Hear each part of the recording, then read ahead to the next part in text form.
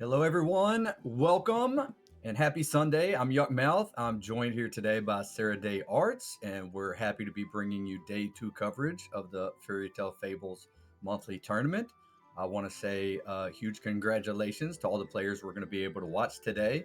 They survived a gauntlet of 7 lobbies yesterday to get enough points to qualify here for day two. So, big congratulations to all of them. And I want to go ahead and mention who those players are. We're going to be watching throughout the day.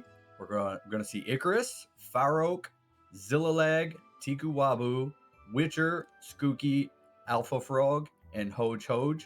I also want to give a special mention to RJ, who actually did score enough points to make day two, but was not able to make it today, unfortunately. And so Hoj Hoj is the fill-in who finished in ninth place. Very, very respectable. So good luck and congratulations to all these players. Also, good morning, Sarah. Good morning, Yuckmouth.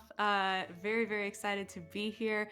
We have some really great prizes on offer for these players today. Our first place winner will be taking home $125, second place $75, third place $50. Nothing to sneeze at. And we want to thank Turnt Individual for sponsoring that prize money. It is Turnt indeed to have a little bit of money on the line.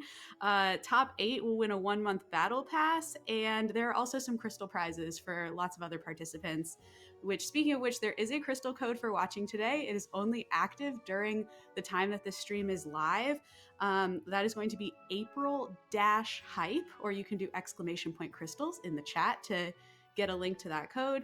We also want to invite you to check out the Kickstarter for Fairy Tale Fables. This is a super duper indie game that is just getting on its feet. We're trying to get IRL, real life human made artwork, and the Kickstarter is the way that we're fundraising for that. So !art in the chat to get a link to check out that Kickstarter as well. Yeah, we shouted out all the players, and yeah, let's also shout out Lairlas, the developer for Fairy Tale Fables, and their continued hard work towards making this game better each and every day, and for allowing us to have tournaments such as the one we're going to have today. Another thing I want to mention is you talked about the prizes. One thing you didn't mention, however, is the winner's border. The winner of the tournament not only will win the $125, which is fantastic, but the border for some players might be even more important. It's a way to kind of show everybody that you face on ladder or even in customs that you are the reigning champion. So I'm sure players will definitely be fighting for that as well. Absolutely. Okay, so after watching some of the day one yesterday, I had a couple of takeaways, Sarah. I know you got to watch at least a little bit of it. I don't know how much you saw, but A bit. saw a fair amount of Pirate Monkey being played, and that was no shock. Yeah. The thing that I was fairly surprised by, though, was the amount of hunters that we saw being played. That's not a comp that I looked at as being one of the strongest. It's not one that I've been encountering a lot on ladder. So I wonder if games were just lining up for these players to play hunters, or if this was just the tournament strategy that had them adjusting to play a comp that would give them more tempo and improve their chances of just laddering up throughout the lobby while also giving them the potential strong end game. Because some other comps, like let's just say that monkey comp, for instance, it's quite strong, but it does take turns to build it, and it's not always strong throughout as you're building it. Yeah, those are all excellent points. And maybe we will never know exactly why there were so many hunters boards, but I noticed that as well. I noticed all of a sudden, I was like, wow, that unyielding on Gretel, super, super powerful, getting those extra hits with a super high attack character. I saw someone playing Toy Dino, you get those 4 hero attacks at the end. And if those are 200, that's really great. So, yeah, I do think there is something to be said for having that tempo. Not every tournament game has to be a first. Now, today it does, obviously, because we're in day 2. But day 1, you're really happy to take home a second or a third. It's not always about getting that crown. So, yeah, really going to be interested to see what kind of comps are on deck today. Yeah, and you talked about where you need to finish. I would like to talk about the format today. Today we will be using the race format, and I personally love the race format. I think it's fantastic. So what's going to happen is there are going to be points provided for each placement that you get. It's going to be 10 points for first place, down to 0 points for eighth place. And there are a couple of point jumps in between there. But these players are going to be fighting to get to 16 points total to make themselves live. And what that means, once any player achieves 16 points total, they just need to win the next lobby to win the entire tournament. So you have to unlock yourself to be able to win the tournament. And once you're live, you just need to win a lobby. Yeah, so definitely putting more value on that first place finish. We need that first place finish. And it is a really exciting, I totally agree with you. The race format, very exciting, will be very fun to cover and to cast. Hopefully very fun for all the folks watching at home to enjoy. And yeah, hopefully a day of really great gameplay here. Yeah, some things that can happen in the top 8 race format is well, first of all, you don't really know how many games you're going to end up playing.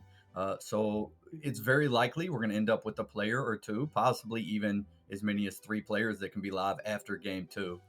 That's unlikely that we'll have that many. It is also technically possible that nobody will be live after game 2. So that can be very interesting. It also leads the players to need to pay attention to what everybody else is doing. If you see that there's a player that's live, then you need to make sure that they don't win. So there can be a bit of a focus from everybody else in the lobby and target that one specific player. Mm-hmm. Yeah, no, it's really interesting and obviously a very different game than yesterday. A lot of these folks are experienced in this race format through various other tournaments and also through, I think at least one of these folks was in our top 8 last month as well. So this is very, very exciting. It does look like we are lining up to get in. Yeah, we are. So we're going to start off our day by spectating Icarus in game 1. Icarus was the highest point scorer out of the entire day yesterday. I got to watch some Icarus play yesterday, but we'll hopefully get a chance to see what Icarus was able to do yesterday to be able to get the most points. Yeah, absolutely.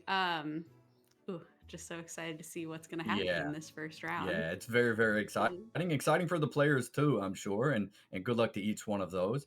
This is an incredibly tough group of players, as you would expect on a day 2 of a tournament. It's just the best of the best. So we'll hopefully see some creative plays. I'm sure we'll see a lot of familiar things, but I wouldn't be shocked to see something that maybe we've never seen before. Oh, I do hope so. Oh, wow. These are some interesting hero selects. What does your eye go to immediately, Yukmouth? Well, I love Treasure Hamster, and the potential for Treasure Hamster is massive, but it's maybe not the most consistent. So I think the decision here for all of these players in game 1 and beyond game 1, it can be not only who they think the strongest is, but what's going to be the strongest for their situation. In the first game, you'd love to have a first place, but a second place still sets you up nicely to be able to get to 16 points after game 2. So it looks like we're hovering Trophy Hunter. The 3 hero attacks is pretty nice and protects you fairly well in the early game. And yep, that's indeed what we're going to take. Mm-hmm. Classic opening move. We got a frog that we're immediately freeing with those oranges, and boom, we got a 5/5 on deck. Like you said, we got 3 hero attack. Or 2 hero attack times 3. So yeah, we're probably not taking any lumps early on, which is great. It's exactly what you want to do. Yeah, and Icarus is known to play pretty fast, but I think anybody could have played that turn that fast. That's just an incredible opener. You Yep. can't be more happy. We're going to go up against Toy Dano. We'll see who's playing that. That's another hero that has a lot of hero attack. In fact, has high attack, and they're probably going to be okay. Alpha Frog. Probably going to be fairly healthy through the first few rounds. That attack kind of makes up for anything you might lack in the shops. And this is a pretty good spell. You often like to pick up economy, like a 1-cost sword, for instance, on the 3 gold turn, but pick up an extra hero attack. Now we're 3 hero attack times 3, and we're going to pick up a parrot, it looks like, to go with that. And I'm assuming we're locking for the shield page, which is an incredibly strong character while you're on level 2. Yeah, and having that young parrot combined with Trophy Hunter's hero power, we're triggering our first slay in extra time, hopefully putting some extra stats on that prince. This is all really, really strong stuff. When Toy Dino came up, I was like, well, if Horse Thief were here, he'd say, I have high That attack. is true. But I don't do it as good as he can. Yeah, this parrot is one of the things you're absolutely looking for on Trophy Hunter. Now we just hope that we attack first and that our opponent has something that we can actually slay against. And then we're kind of going to be off to the races pretty quickly. Totally, but we have really hedged our bets with that extra little bit of hero attack as well. It's really unlikely that we wouldn't be able to even just, yeah, see, even with hero attack alone. Oh, and Yeah. we got the slay, just cherry on top. Yeah, so now the Freed Prince is up to a 7/5. And yeah, the sweet oranges on the parrot allows it to hopefully slay again. And yeah, like you mentioned, the hero attack allows us to play a parrot on board with nothing else on our board and not being worried about taking damage, or at least not very worried about taking damage. So it opens up some lines to make some plays that might be a little more greedy than you would be able to take on a hero like Merlin, for instance, who doesn't have any starting hero attack. So nothing crazy going on in the lobby so far. We have seen that our upcoming opponent, Demeter, has taken just a little bit of damage so far, but so far everything pretty as expected. And Icarus, I think, has to be very, very happy with this start. Oh, yeah, we're running a stats factory. I mean, we are so comfy that we are benching. Now we're gonna put some stats, hopefully on a happy retriever. We've got high health on everybody. It's I don't know. This is a beautiful start, and I'm sure this feels really Yeah, I great. think we'd probably prefer to have something other than the retriever catching these stats. But aside from that, there's really nothing to complain about. And this is Fire Oak on Demeter. Fire Oak, I believe, was the second highest point scorer in day one of the tournament. So Icarus knocking them down to 23 and possibly sending them on the path to needing to stabilize. So we're on to level 3 now. We have 5 gold. We don't have any extra economy. So sometimes that means you need to buy 3 costs and a 2 costs on this turn. Is there anything that stands out to you here, Sarah? I'm not sure. We do have that happy retriever, which is going to make us a little bit more prone to maybe pick up an animal. But other than that, yeah, I actually really agree with this choice. Because, like you said, if we're going to buff something in the hand, maybe something more interesting than a retriever, I think buffing a ranger is always really nice. And I wonder what we are looking at for the 2 cost. I imagine we're juggling between the cat angel and the healing Yeah, the potion. healing potion does give you an extra roll this turn, so you're not going to have that extra character. But if you're strong enough, playing a spell, which does give you a health, it gives some attack to your range character that you just picked up, and allows you to see a shop that you Mhm. can consider whether or not you want to lock next turn. But I think this is the, kind of the more obvious play, if you will. Just take the cat angel. You have an extra character. That's also 1 gold that you have in the future because you can now sell that character at some point when you need that gold. So yeah, we pick up a mage, a range character that can catch these stats. I also happen to know that Icarus really does enjoy playing mages. Mhm. Yeah, absolutely. Yeah, and floating that 1 gold does feel kind of bad right at 3-0. So I think this was probably the stronger play in the longer term.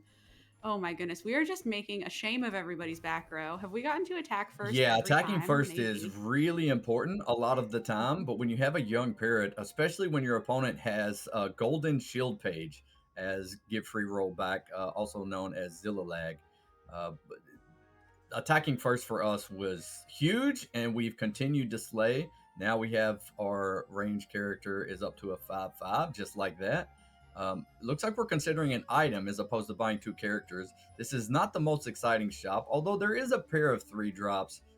If there is, any consideration for going for, potentially a mage treasure, but I think Icarus is just trying to remain flexible, and right now wants the extra attack on the parrot with that sword to be able to hopefully continue to slay.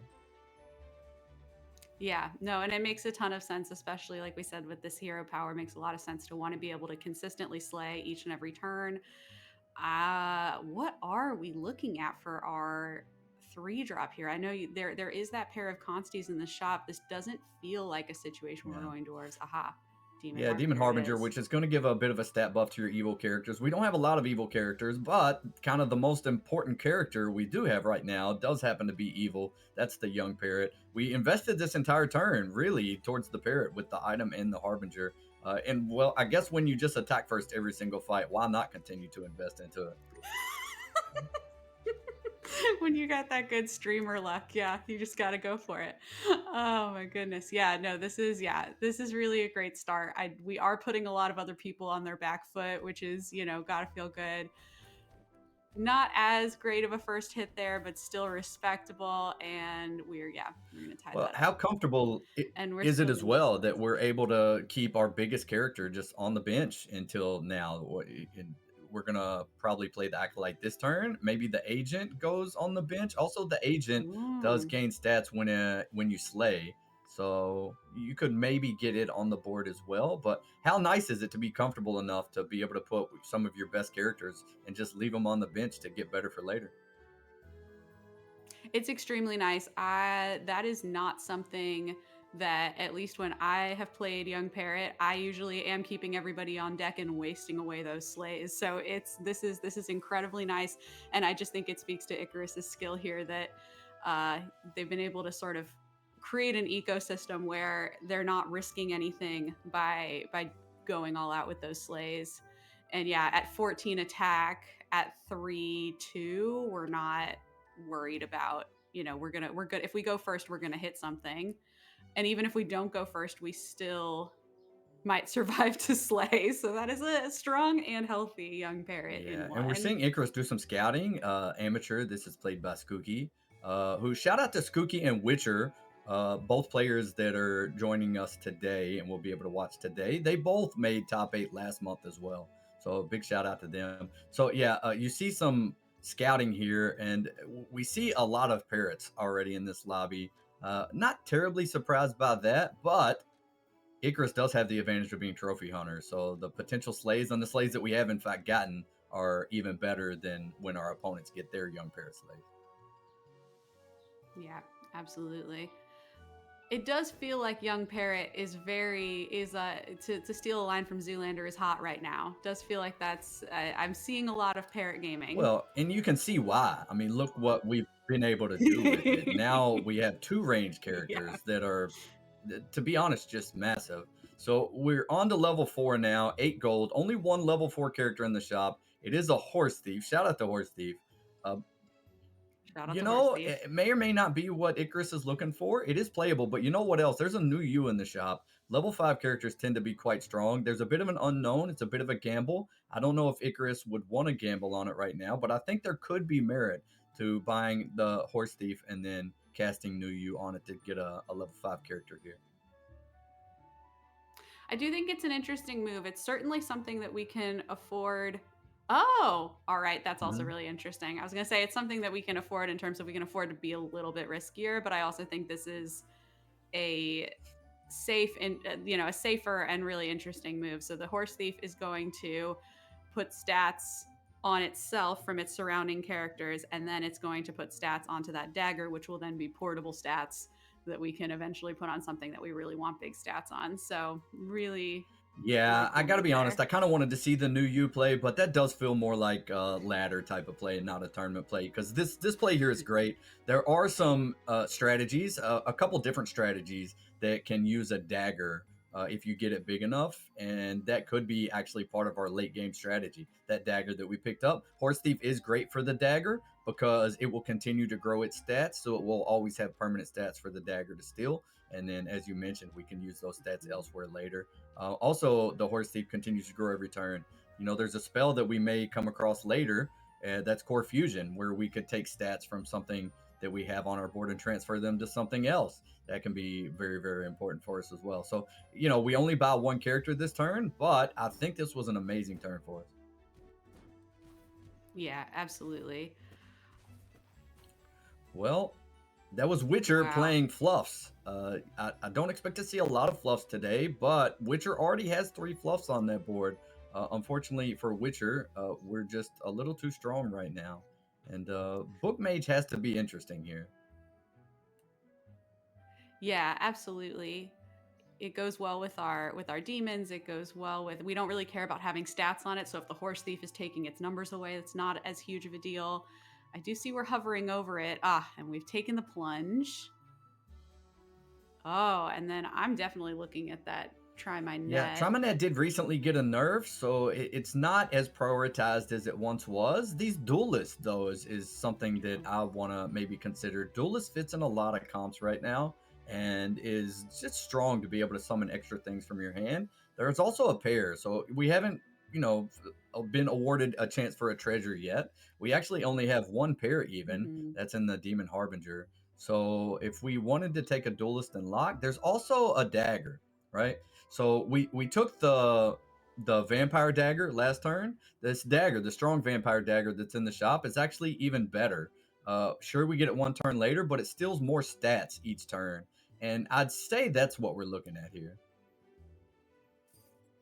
Yeah, it does seem like that is the move that's happening. I really feel like yesterday we saw so much Hmm. item play.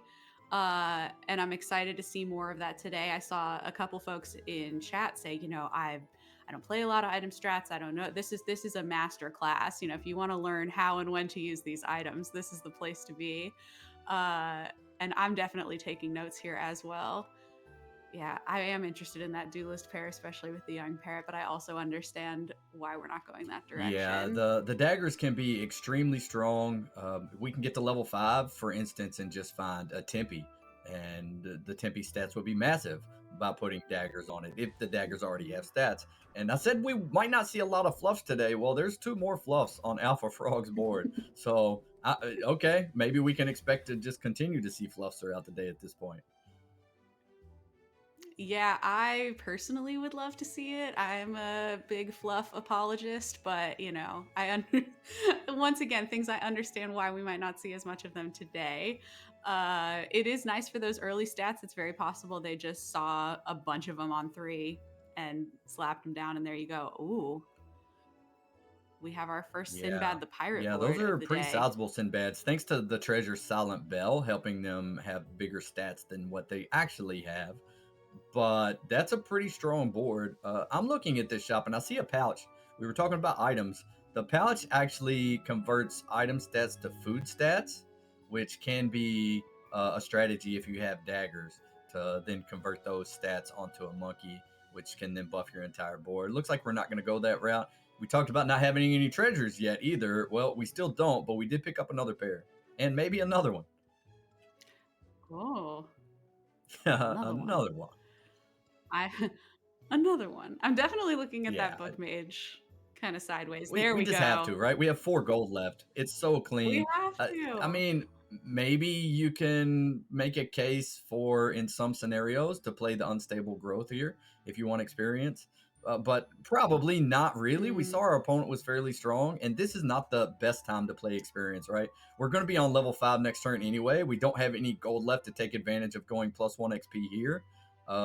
So yeah, yeah. I think it's just the book mage all the way. I'm curious if the book mage is going to make its way on board or not.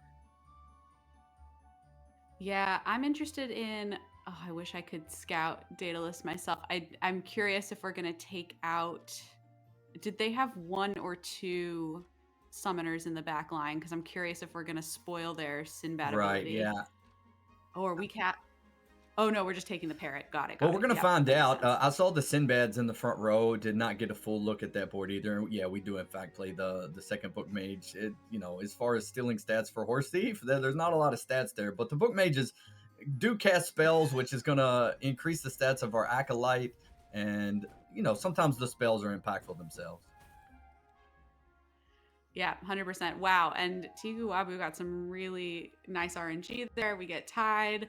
But yeah, everything fired in a convenient order, which is nice for Well, one them. thing I want to Oh, there's True, that yeah, and Tempe. I have to think that we're interested in that Tempe. There's also a furnace in the shop, which I don't know if we want that. No, okay, we're bypassing the Tempe. I'm curious to see where Icarus wants to go with this. What I was gonna highlight though is when you let the highest point score from day one make it to level 5 at 30 health, that's Oops. probably not the game plan that the rest of the lobby was hoping for. Yeah, in the rest of the lobby's defense, I'm not precisely sure what any of them would Right. have done to stop us. This has been so strong from right out the gate. I mean, even like I don't know what all the fancy opening names are for chess, but I feel like are that the frog with the oranges on it is like one of those like classic Yeah. opening moves, just so strong right out the gate.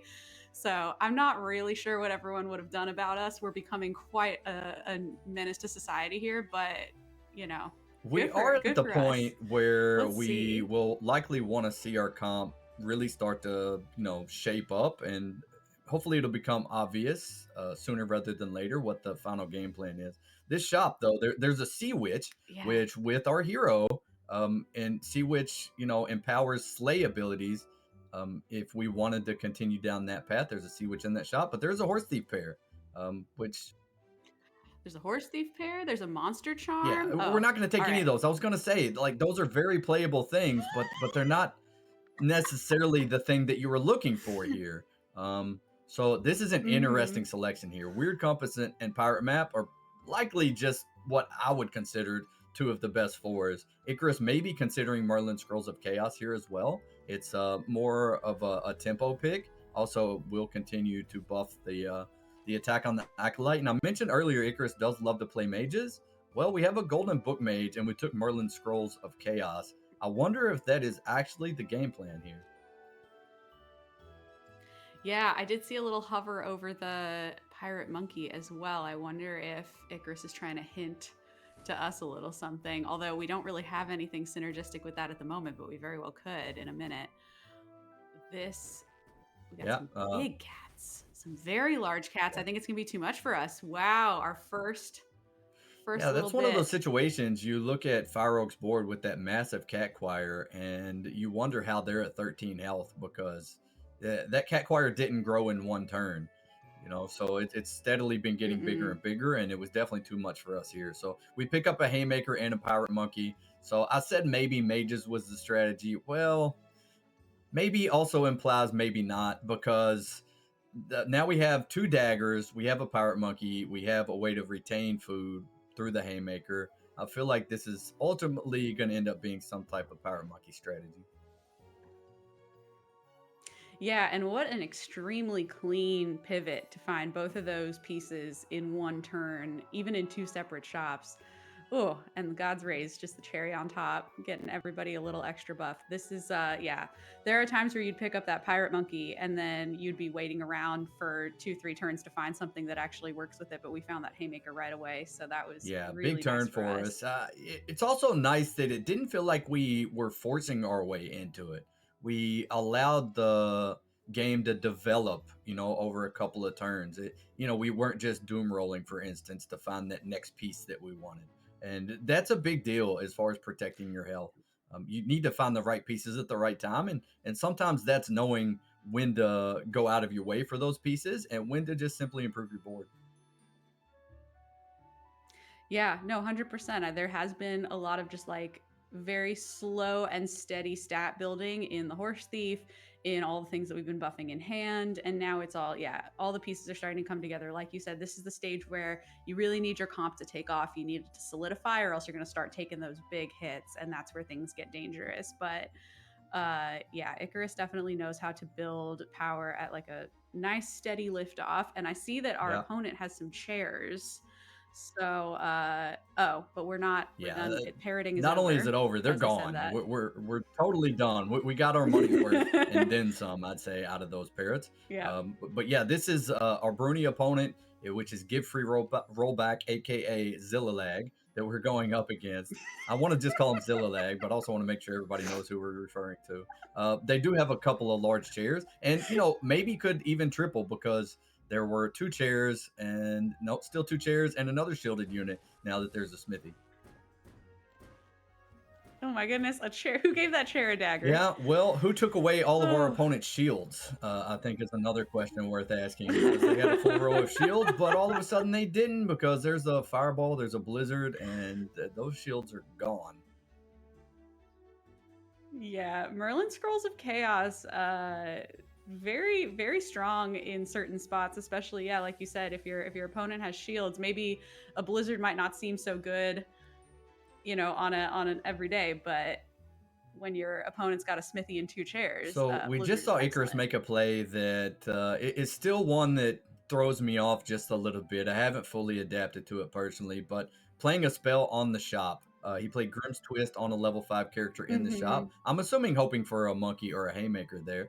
Didn't get it, but it's a strong play to give you an extra look at a character that you're hoping to hit. We do, though, hit a pirate monkey in a shop right after we do that. So happy to pick that up. Still only one treasure, which on turn 12 doesn't feel amazing, but what does feel amazing is, as I continue to reference, our health total being at 24 feels great. Yeah, we're in a really good spot.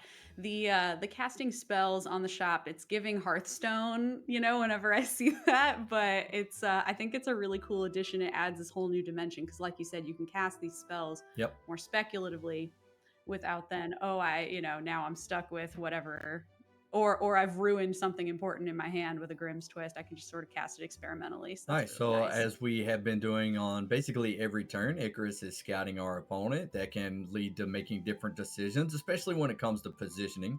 Your positioning can be very important. We see a pair of moths in the back row. A lot of range characters on that board. There's a pirate gunner.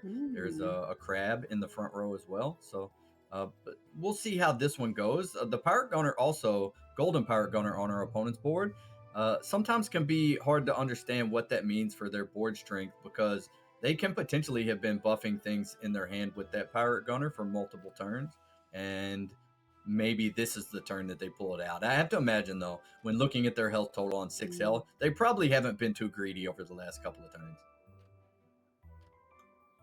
Yeah, it does look like we have a little bit of like some stars elements. Then we also have that radiant fairy in the front, hopefully buffing some ranged units. So we got a few different things going on. But yeah, it looks like it's been a bit of a rough go for Odin the All Knowing, and we'll see if they're able to handle us for a round. Oh, that Yeah, is a very so the different Tempe, board. catching a couple of daggers and a pouch, no big shock there. That's a very strong play. Also, something else that we're not totally shocked by is um, Hmm. a Taylor in the back row. That's something I'm sure we'll see plenty of throughout the day today. So, all right, speaking of pouches, we just found our own. I mentioned earlier in this game that we saw a pouch.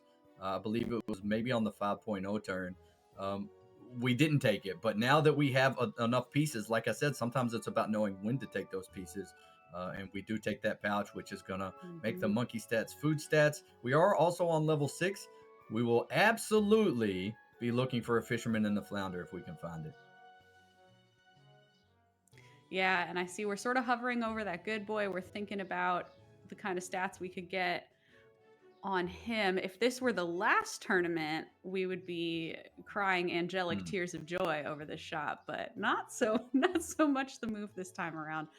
Let's see. We are Yep. playing a ghost, so that might give us a little bit of Yeah, so I think flexibility. Icarus is trying to decide now. So the good boy is amazing once you get your full stats online with the fisherman and the flounder, for instance. So do you want to go ahead and take it now when you had exactly 6 gold left?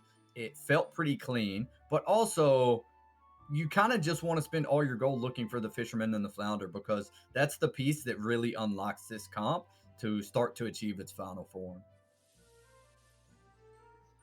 Yeah, and we don't have a whole ton of actual good units on Hmm. board. In fact, we only have one. So I could see where taking the good boy on spec maybe not as interesting. And we rolled past a second one, which I know has got to hurt at least a little bit. But I think you're right. There is an order to putting this Yeah, comp I also together. appreciate Icarus does seem to be showing us the thought process, which is very considerate. Kind of clicking on that good boy, saying, "I see you, good boy. I wouldn't mind having you maybe later, but for now, we're gonna just keep looking for, like I said, just that most important piece and prioritizing that." Seems to be like the thing we're doing. So, fisherman and flounder, where are you? Obviously, there are other things we would pick up, like a golden pirate monkey, for instance, but the main thing we're looking for is a level 6 character. Yeah, absolutely. And I can see this amateur was Uh huh. piloted by Skookie. Yeah. GG. I didn't get a great shot at what we're up against, but I Yeah, guess we'll you see in don't about 30 generally worry too seconds. much about ghosts when you face them, but you can absolutely take damage from a ghost. I don't think that'll be the case here. But yeah, GG to Skookie. Somebody has to get 8th place, unfortunately. And in this lobby, it's not gonna, it's not gonna feel great for any of these players. But the race format means that you're literally always in the running. So starting it with an eighth place in no way, shape, or form puts you out of contention for winning the entire thing here. Absolutely. And Icarus he's trying to tell us something through the clicks. We were thinking about core fusion. We were thinking about the herding dog. But like you said, it's like we don't have the fisherman and the flounder. What is the herding dog really going to do for us in this Yeah, we spot? also lost our second player. That was the Odin that we had just faced the turn before. So we're now into the top six. And while in Mm. the top six, we see a couple of these players, the Toy Dino and the Daedalus, both pretty low health totals right now. Ooh, the anvil. That's actually a Hmm. spicy late game pickup Yeah, in for my sure it opinion. is. I mean, one item that we would specifically want to get to eventually, like I said, we still need some more things, but double entrance item, more opportunities to look for a double entrance item, just for example, is pretty massive. Absolutely. And I see here we Hmm. tried our luck once again on Grimm's Twist. Angelic Commander, not what we're looking for in this spot, but we do find a second Yeah, pretty happy to Haymaker. yeah, And pretty we're happy to pick up a still, second haymaker here yeah, for sure. yep. Yeah, we're still looking, we're looking strong. This is going to be a Wait, lot of numbers to contend with wait, we on saw one Fire Oak's golden cat board. choir on Fire Oak's board the last time we faced them. There are two golden cat choirs, and that's just not something I'm used to seeing every day.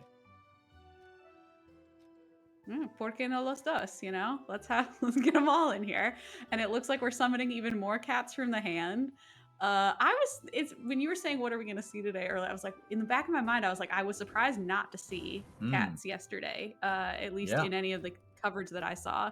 I am wondering if we're going to see, oh yeah, because Yeah, look that's a at good this. point. And yeah, it's you just have a lot of stuff. Also, all of that stuff, and now a Yeah. lot of stats thanks to double golden cat choir. You can also protect those golden cat choirs with all of the summons in the front row and deal that amount of damage to your opponent. Golden characters deal Mhm. 2 damage, non-golden characters deal 1 damage. So that's a pretty big hit that we just took. Knocked us down to 14, but we get another ghost fight.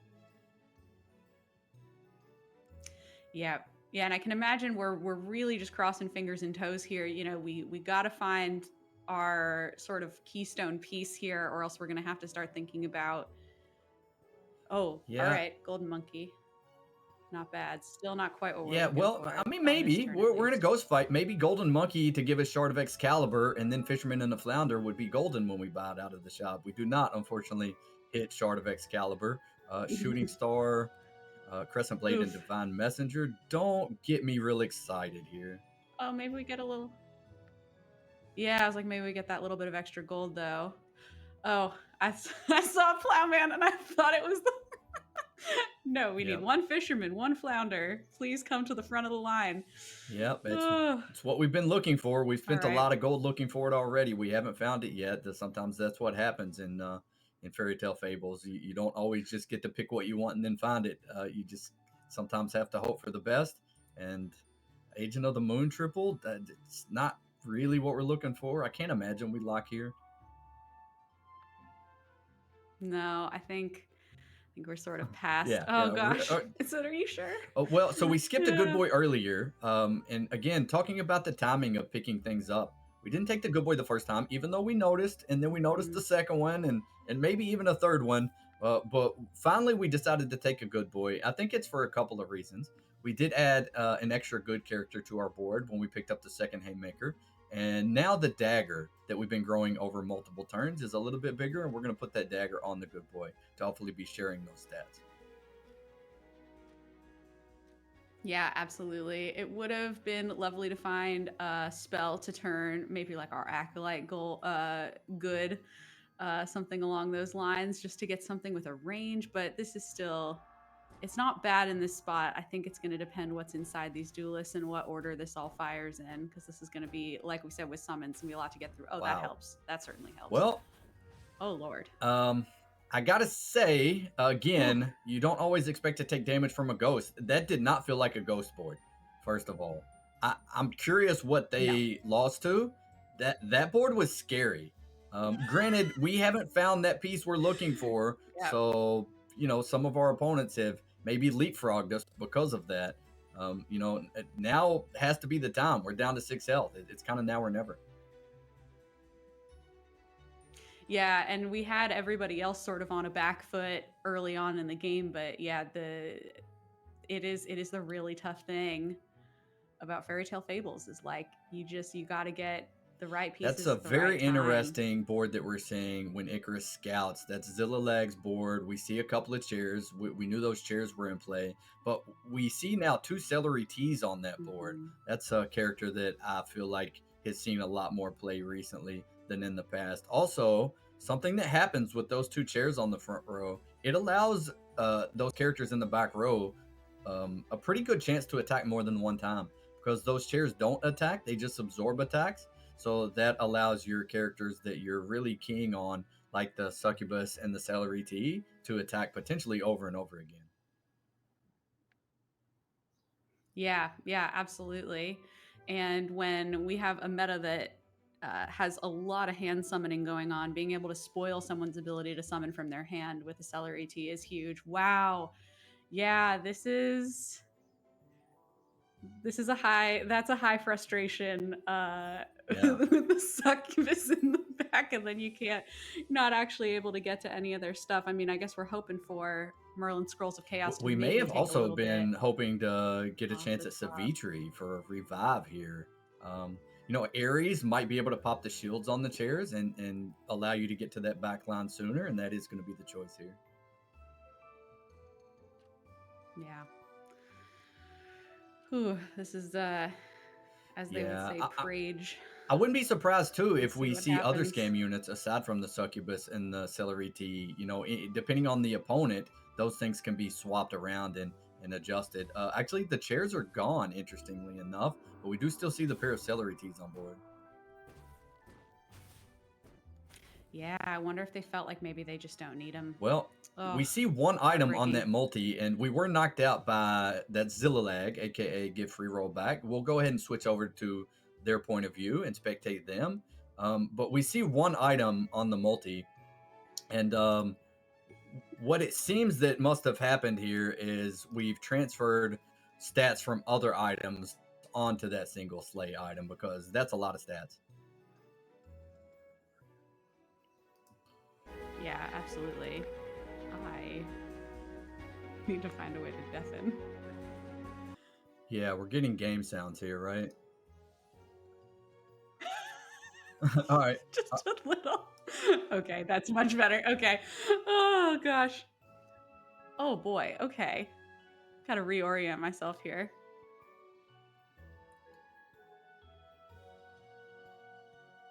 Yeah, trying to figure out what the game plan is here without seeing it develop. This is pretty interesting.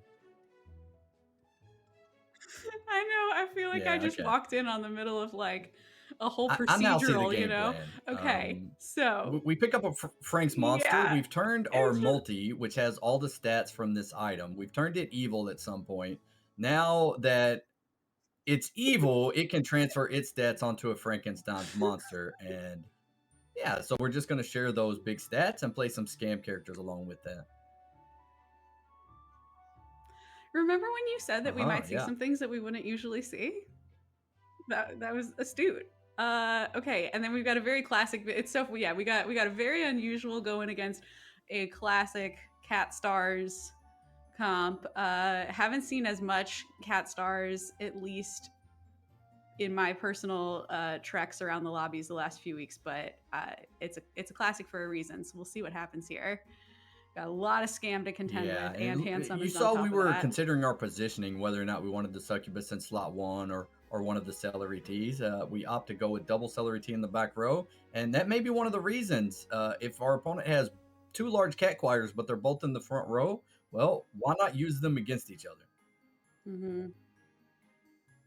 Oh gosh, yeah. And then we just spoiled our opponent's hand summon situation. Wow.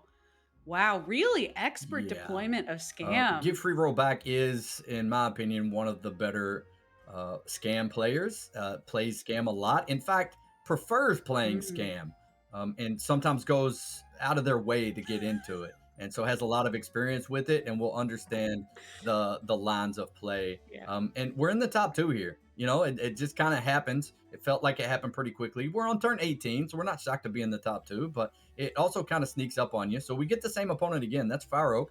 So I'm going to go ahead and say GG to give free rollback and Fire Oak both for making it this far. But yeah, now it's not always about improving your own board, but Absolutely. how do you play well against what your opponent has? They've each seen what the other player has. They're, I'm sure, continuing to scout and theory craft about what they may do different.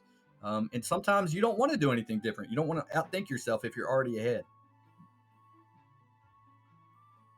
Yeah, absolutely. And we can see a pair of wings went on that celery tea.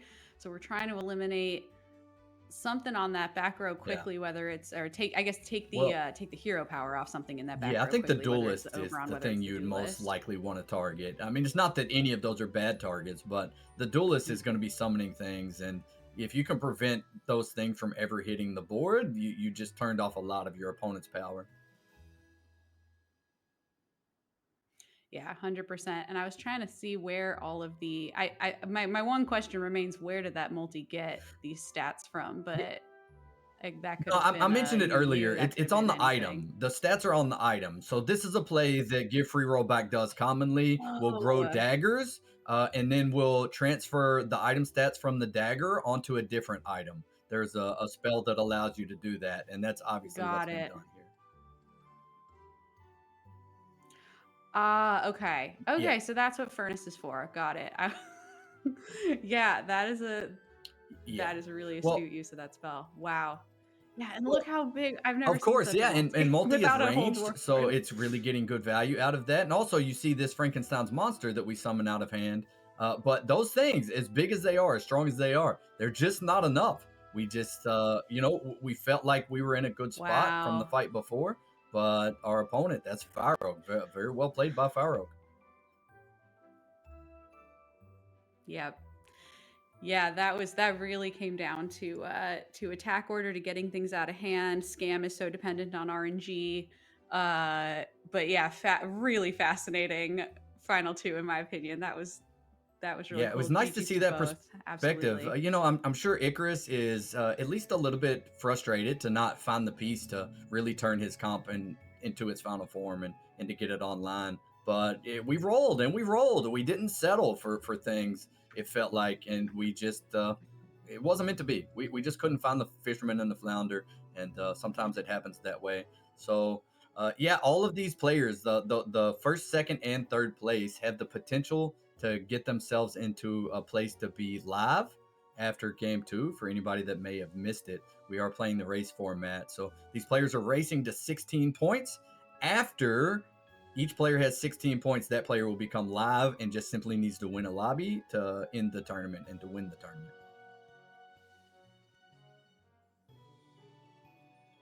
Yeah, very, very exciting spot to be in. And yes, we'll be casting from then Fire Oak's Yeah, Fire Oak perspective won for that our next lobby. I would round. love to spectate Fire Oak in the next one.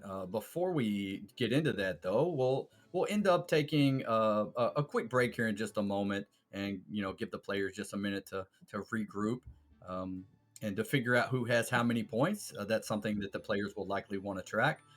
And before we do that, I want to say again, shout out to Yes. Turnt Individual for sponsoring the prize pool and allowing this to happen today. And then also, I want to mention the Kickstarter campaign, exclamation art in chat.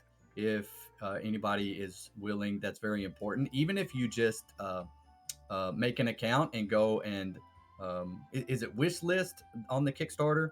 But that's very helpful. And then I believe uh, so. there's Yeah. one other thing that I want to mention is there is a free gym code. It should be listed in the stream title. April-hype. That's only going to be redeemable during this stream. So if you want and need some free gems, make sure you grab that. Sarah, anything else you want to talk about round one?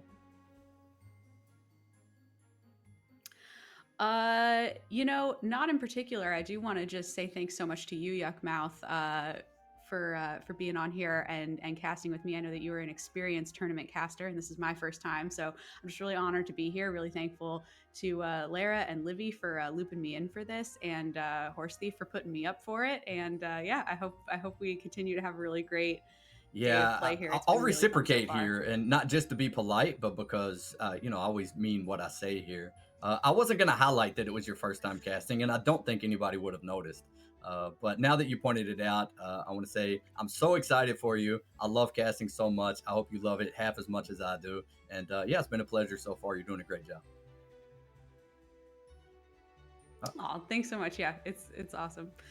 All right, we'll give everybody a little bio yeah, break and yeah, we'll be right starting back. up the next round in just a couple minutes. Fantastic.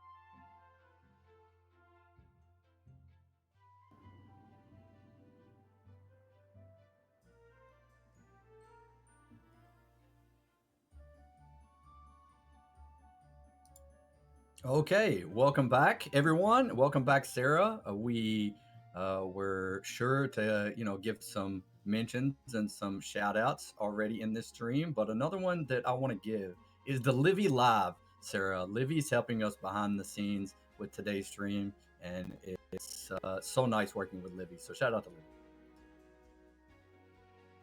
Absolutely, yeah. Pulling a ton of weight, managing so many chats, Mm. so many links, so many things. Yeah, Yeah, truly we appreciate you. superhuman. Thank you so much, So yeah, Livy. just as a quick recap, I'm not going to go through everybody's finished position, but we did have Fire Oak win that lobby and was awarded 10 points on the way to 16. So Fire Oak just needs a top 3 finish to become live. We also saw Give Free Roll back in second place, Icarus in third place. So they're going to have 8 points and 7 points respectively.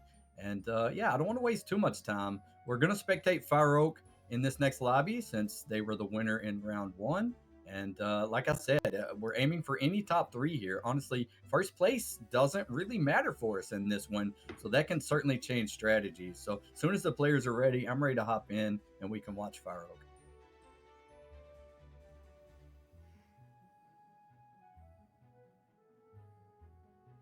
Yeah, I will be quite interested to see for Fire Oak if it looks like we see any adjustments of play to only play for top 3 as opposed to, what you may often be programmed to do, and that's always play for first. Yeah, that is really interesting. Because yeah, there would be absolutely no benefit to once you've hit third, you're good. You'll go live, and winning doesn't have any extra bonus. So that is an interesting thought. Oh, interesting. Well, we Hero saw select. Icarus What do pick you up think, Trophy Yukmouth? Hunter and have pretty decent success with it. In fact, got a third place, which is what we're shooting for. There's Tinkerbell, Aries, and Peter Pan. Mhm. It's an interesting combination here. Like Tinkerbell, for instance, I think is pretty good, but I think it's better in the late game. If you're prioritizing trying to win the Mhm. lobby, maybe Tinkerbell can help you do that, but it's not necessarily the best tempo hero. It does look like Farouk is considering Tinkerbell as well. It may be my choice here also, but that Trophy Hunter, after watching Icarus play it, it's kind of tempting. Yeah, I think it's what happened with Icarus in our last stream is Trophy Hunter was really strong up top. We got those young parrot slays. We got the extra hero attack. And then, because we didn't get into Slay, it kind of tapered off. I do think that Tinkerbell is going to get stronger and stronger as we go. I know that we don't need to Yeah. take a dub, but we wouldn't hate to take a dub. A dub always feels good. And I do think, like we were talking about, items are really important right now. I know they're somewhat important always, but they feel extra important right now with pouches carrying food and all these various things, entrance runes having such a high value. So we'll see where we end up here. Yeah. Or you could just go dwarves. You could just buy the dwarves, put the That is items true. on the And you dwarves, mentioned make we the don't need dwarves. first. I said that as well. But if we do get first, that might prevent somebody else from becoming live. So there is importance that you want to get the highest placement you can, but you also want to make sure that you allow yourself to become live. That's kind of first and foremost. Also, it felt like on turn 1 we had to think at least a little bit. We did some scouting. I don't know how much thought went into taking the Elaine, but what is that like after watching Icarus with the easiest turn 1 that you could imagine?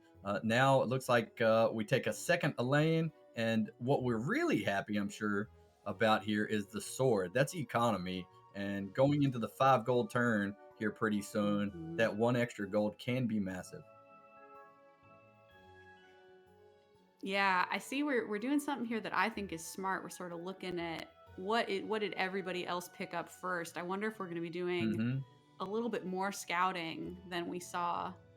Uh, the two lanes always feels a little risky, but it's not terrible. And like we said, we got that toothpick, we got that 1 cost sword, and that's literally just banking a gold. So nothing Yeah, wrong with I this think start at all all. players will, well, not Yeah, all, a lot of players will be scouting, but not very many players. I think only the best players yeah. will be scouting the entire lobby this early on. Because, who are you going to fight next round? You don't know for sure, but if you know what they did the turn before, you might be a little bit more prepared for when you do face them. Yeah, absolutely. Man, would have loved to see something to get some health on our Elaines. Would have loved to seen a shield page, but that is okay. I see we're moving him to the back. Maybe we're looking for some Well, I fodder to feel like throw that's up all we have front. in the shop is fodder, to be honest. This shop is not incredible. Yeah, the tracking dog and the retriever, they do synergize together. Tracking Fine. dog is an animal, clearly. And I, I mean, maybe this helps us not take damage. Tracking dog is going to give us an extra hero attack at the start of the fight. We throw a few stats at the board, but I don't think we're real happy with our level 2 setup so far. Yeah. Yeah, hopefully this just means Yeah. the shops are saving all of their luck Yeah, well, for that's the levels hope. 4 and And 5. maybe, right? I mean, we do still have 31 health, so it's not all doom and gloom by any means, but we're hoping for a really good shop next turn. Yeah, absolutely. All right, so we're going up All against right. Mischievous Bruni, and they get extra stats from the beginning of the game on evil characters, so they might be a little bit bigger than what we've been seeing from other boards. And in fact, they are big enough to deal us our first bit of damage. Yeah. Okay. All right, Oof. This is not exactly what you want to see, but we do have, I guess we have our Elaine with our toothpick. We can sell the toothpick and get 2/3 drops if we want. Catbox not terrible with Happy Retriever. well, I don't really know what we're looking Pirate at here. Gunner This is can be not quite super strong. You ideal. do have a ranged character if you can afford to put it in your hand and buff it over a couple of turns. You can also, in theory, put one Elaine in the hand, buff it with the gunner, and then swap to the other lane. So Pirate Cook can also do well with things in hand, but you don't have a way to summon anything from hand. So that's a pretty big tempo loss. So it looks like we're going to go with the line that you suggested. It's definitely more tempo. Not to mention, last game we saw Fire Oak with 2 golden cat choirs. I don't know that we're going to end up in cat choir again in this one, but it does seem that Fire Oak so far has been prioritizing some cat summons. Yeah, and I do like this because we're maybe we're protecting our Elaine's in the back row. It's always painful to see stuff with 1 health because it's always Yep. going to be vulnerable. But we'll get there. Yeah. Catbox, I think Catbox is still a great Yeah, the unit, Happy especially Retriever with that helps a Happy lot, and Retriever. it seems like it's getting a lot more play than it did in the past because there are a lot of animals throughout level 2, and then even level 3, something like a cat box. That's a lot of extra value that you're getting from the Happy Retriever. Now into the 6 Yeah, gold turn, and absolutely. I think the best looking thing in this shop might be the freshen up. We, I mean, there's a pair. The dachshund, not terrible. We do have a couple of dogs, so the dachshund might be playable here. I'm curious to see where we're going with this, and I love to see that we're scouting before we make any decisions. Yeah, that's a really expert move. Like you said, this is like some top tier player stuff is to be Mhm. really looking ahead. We got another Yeah, you know cat what else is box. Is that interesting? That interesting? dagger.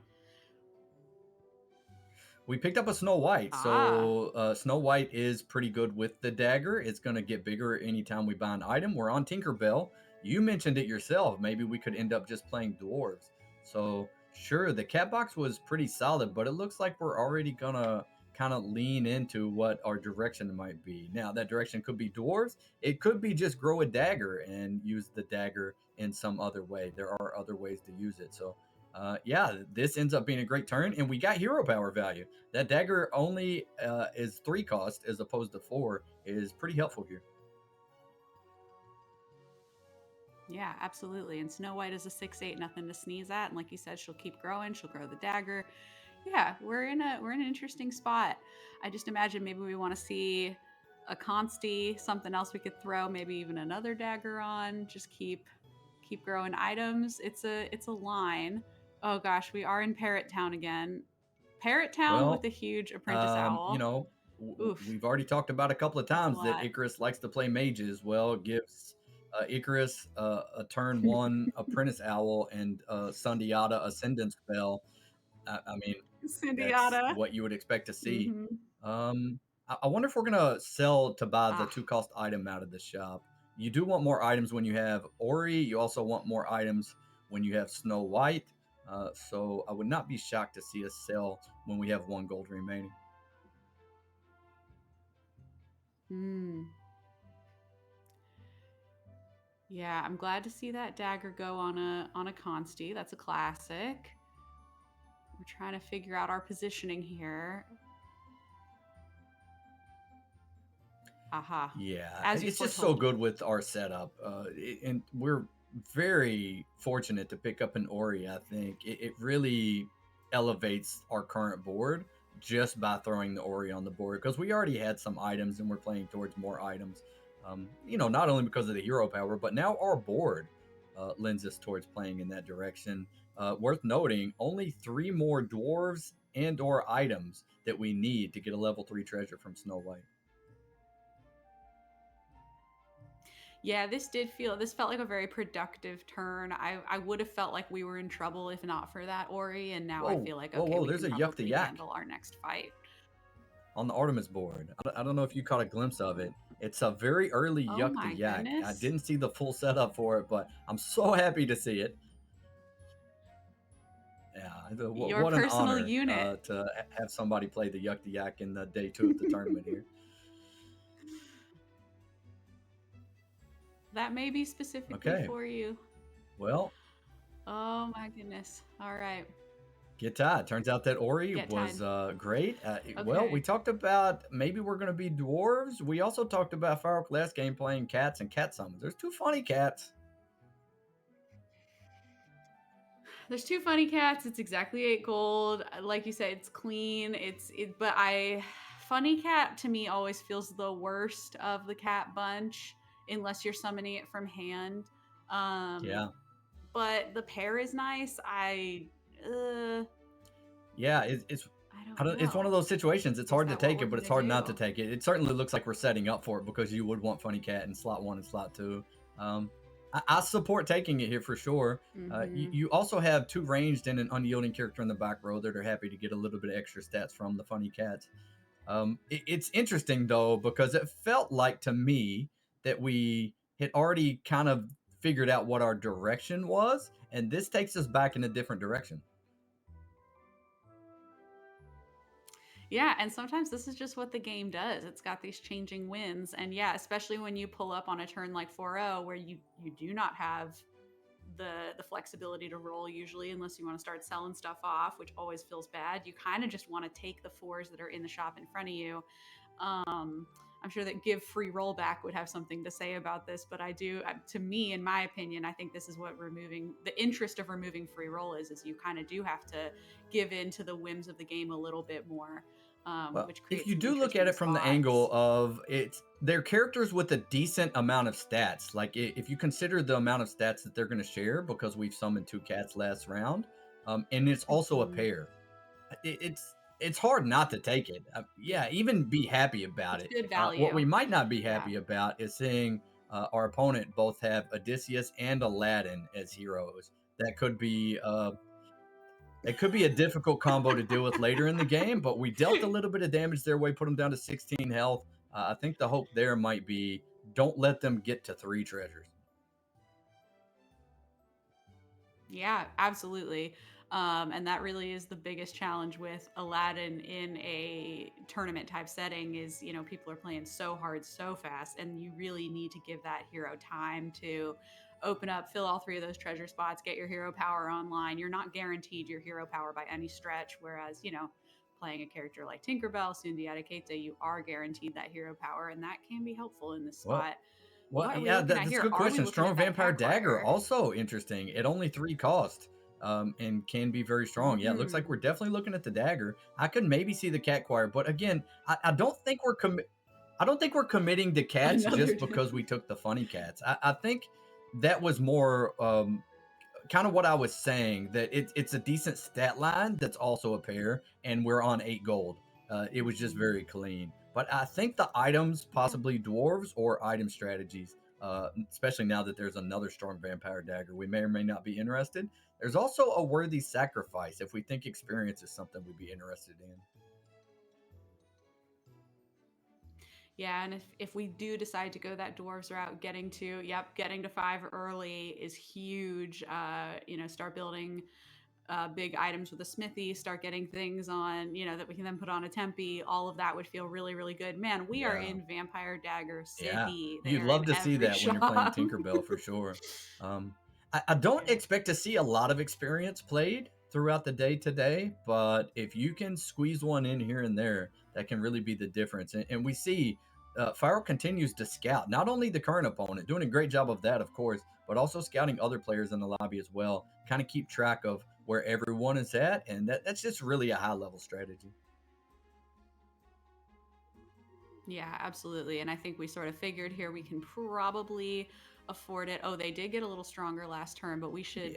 we should be okay in this spot, and it'll, yeah, we're not going to get punished Well, for taking that talking XP. That about was just fine. greedy, that was Tikuwabu that we just faced, and they had a piggy bank. So we don't know how much gold they've been holding over each turn. They also have a chrono crystal, so it's not like they're in danger of getting knocked out at any given time. But yeah, piggy bank is one of those you have to figure out how greedy you can afford to be. You want to get as much value as you can, but you don't want to overdo it. Um, and here we go again. I don't know if this Yeah. is going to lean into our strategy, although it could with a couple of daggers. We could get into some food stat comps with the pirate monkey, for instance. Or is this just another play similar to the funny cats where haymaker is just a really strong pickup when you hit level 5, especially if you hit level 5 a turn before everybody else, as we did. Yeah, absolutely. And it, like you said, it's hard to know if it's like just an opportunistic grab or if it's part of a larger vision. Maybe materially it doesn't matter at this point. It's just good. Um, yeah, I this is the funniest part about casting without, we can't hear inside their head. We only are Yeah. can only tell from the clicks. But I think this is interesting, and we have a pair of fours. I'm like, ooh, carrot of your question mark. Maybe start converting some item stats, all of our item stats into food stats. But that's probably thinking maybe Yeah, that was one well extra said. step That's why ahead. I love casting so much, is because we do have to try to dive in and understand what these players are thinking. And sometimes it can be more obvious than Mhm. others. And they throw us some curveballs, and that's so much fun to try to follow along and figure out what these top level players are going to do each turn. Yeah, absolutely. It's the psychology of it is fascinating. I say as the child of two shrinks. Yeah, very interesting to try to think about what's going on Okay, behind the well, one scenes. more dwarf or item to get our level 3 treasure. So I'd say there's a decent chance we do that next turn. But for this turn, we're going into combat, but we're going in with a lightning strike. Yeah, which will be, I didn't get a good Well, look they at have what a yuck to Artemis yak. has in the back I row, know but that. Oh, wow, oh, indeed. wow. That's also the legendary Okay. dagger that's on that angel, which is interesting. Um, okay. Okay. Wow. Okay. So they now have an archangel at Yeah. natural 5-0, which is Yeah. interesting. Okay. Well, it feels like we've done a good job of buying good things out of the shop. It also feels like we're getting to the stage of the game where we need maybe better than just good. Maybe we're looking for a step up from that. Yeah. I have to imagine we do want this treasure. It will leave us with 6 gold left after taking the treasure, so possibly we'll be able to do something strong still after taking it. Odin's Ravens, Rune of Rousing Power, Power Bag. Yeah. I do like Odin's Ravens in this spot because of all the daggers and things we're picking up, but I do Yep. think that the Rune of Rising Power is the safer choice, especially with our cat summons. Um, we see Mischievous Bruni does also have some cat stuff going on, but at least from what they presented last board, it does seem like we have a Yeah, few more we're also looking numbers at this collect because we than already they have a do. sleigh item. So the way collect works is it needs to get 3 sleighs to complete its quest, but the sleigh item will count as an extra sleigh. So if it slays this turn, that will already count as 2. And before we get to that, we have more treasure options. Baby Mimic and Magic Bean, both pretty interesting here. But Anvil on Tinkerbell. I was Yeah, gonna say you can't I really think you have overlook to take that. Anvil. It's so That's, incredibly strong here. ugh. But, at first glance, I'm looking at those other 2 options and thinking the potential for what Baby Mimic and Magic Bean can, give you on a future turn is massive. But yeah, Anvil in this situation, kind of a no-brainer. Kind of a no-brainer. I also think, like we said, like we need things to start to precipitate here rather quickly. And Baby Mimic is great and can be potentially really powerful, but we don't have any other pairs in hand. I guess maybe we hope the Collect Norris pops, and that would, but it can be hard to then wait around for the benefits of a Baby Mimic. Whereas, at least we'll start reaping the benefits of the All right. Well, it anvil looks like Alpha Frog trying to give immediately. Farouk a taste of his own We medicine with that golden cat choir. Um, it- yeah. How do you like these This is cats? All right. That's a situation where Apparently, both we like players them might be fine. happy We with the tie. tie there, but certainly Farouk is happy with the Collect Norris Mhm. sleigh. So we only need one more sleigh to be able to get a level 5 treasure there. So I'm sure going to do some scouting and trying to figure out the most likely way to be able to get that sleigh. It's going to be pretty important for us. And we pick up another level 3 pair. Interesting. Yeah, and it does sort of feel like now we're going to be leaning more heavily into dwarves now that we have this anvil.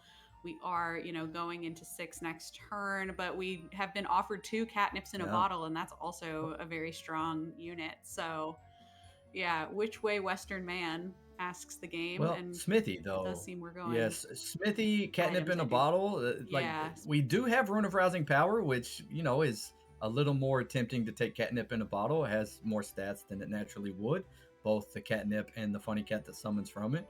But that Smithy is pretty tempting, and it feels like I don't know. It feels like we're on the fence between a couple of different options, and actually we don't take either one. That caught me off guard. Wow. That caught me off guard too. I was really surprised by that. I suppose we probably are Yeah. taking this Ori, and we're putting an extra, get some items on her so that they combine. Yeah. Yeah, Ah, nothing to say Chrono here. Crystal. Chrono Crystal. Perfect. We mentioned at the beginning of this round that Fire Oak just needs a top 3 to become live, and that crystal gives you a very, very good shot, I would say, of getting to that top 3. Yeah. Yeah, it could literally be the difference. We see the scariest of the vampire daggers. And I that imagine we're dagger is looking to pick that legendary, up. and when it only costs 3, it's a lot easier to take than paying full price. I mean, who doesn't love a good sale, a good discount? Yeah, it's this is the hero if All right. if We you actually like a take good the deal. shield, which it's a lot of Oh, health. we're not. We take the shield. It's pretty massive. I thought we would take the dagger at the discount. I'm okay with the shield as well. Either way, we're buying more items. That does make it Yeah. feel like dwarves might be the end game angle, but there are still turns and decisions to be made before we know for sure that that's what's going to happen. Yeah, absolutely. We see Skookie is playing some Mm-hmm. Nocturne Slay Stars, which is always interesting. I'm excited to see some stars come out to play this tournament. I feel like they've been sort of not off menu, but Yeah. not as on menu. Let's see. Oh, Yeah, interesting choices. Hero Mask, maybe. You also see a dramatic reveal in the shop. I don't know if we want to switch off of Tinkerbell, but sometimes just adding a second hero and then casting dramatic reveal gives you 2 new heroes, right? So that can be a consideration here. There's also a 5 cost flying item in the shop. So if we did want to switch heroes, I wonder if we would take that flying item first. I don't think we're ever taking Crescent Blade here, although we do have the Kleck, which is a Slay character, but I don't think this is probably going to be a Slay game. Fate Scissors can always be pretty strong as well. That's one to easily undervalue, I would say. Yeah, I do really like the hero mask Mm-hmm. decision here, but these choices are. Yeah, Merlin. Yeah, I guess it's Merlin. I was like, these are I not really wonder about necessarily this late dramatic game reveal. picks. If we got a good option there, I think we don't do it. But exactly, take the Icarus wings. Yeah, it's exactly what I was thinking here. Yeah, you get the discounted flying item, and then you get 2 new heroes. So Bearskin and Freya, not bad. Freya can be pretty strong. We're not really lined up for Bearskin scaling, but that's kind of just a secondary consideration. Yeah, I do like the Freya here. At 6, it can really help. I mean, precipitate your board growth. I mean, the only challenges with Freya is that sometimes you do end up over consolidating on accident, so we do have to be careful with that. But I do think this is a strong pickup, and because we have the anvil, we're still getting some discount on our items. Even without, and we've left ourselves really open here. Actually, I was like, I was looking at our board. We're not even really just dwarves. We're Yeah, not even necessarily primarily I don't know dwarves. what to So we call could be doing this. lots We of have a different sleigh things here. character, a couple of cats, a couple of dwarves, a haymaker. We're doing a bit of everything. Yeah, numbers. We got good numbers. Staying strong going into 6. Hopefully we find some pieces that give us some I direction. Are believe, we yeah, I locking for believe it this is for the legendary legendary pouch, pouch. maybe? Okay. Okay, into combat against Icarus, who we know had a big apprentice owl earlier, which means it's an even bigger apprentice owl at this stage of the game. Yeah, and this is another really interesting sort of hybrid board. I see Icarus finally found his fisherman in the Icarus flounder. also was not on level Uh, 6 yet, but had maybe a we're Nero taking in that. slot 7.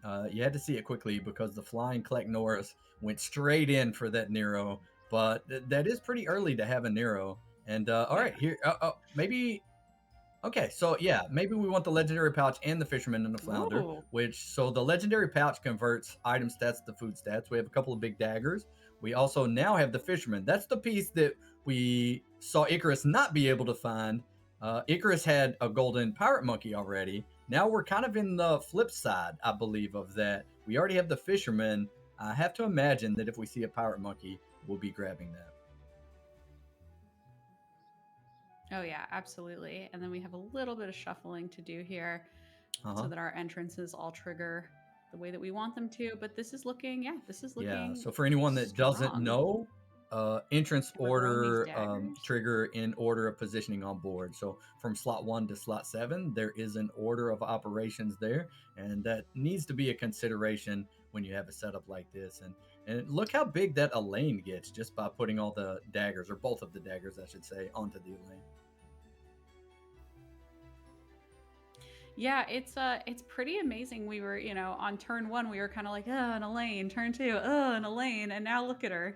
But that's what happens when you're growing these items over the course of, the entire game, is then you have all these portable stats, which is really So we nice see in this firework spot. scouting, and on the board we've scouted, we see a couple of Tengus, which are flying characters that will target the back row.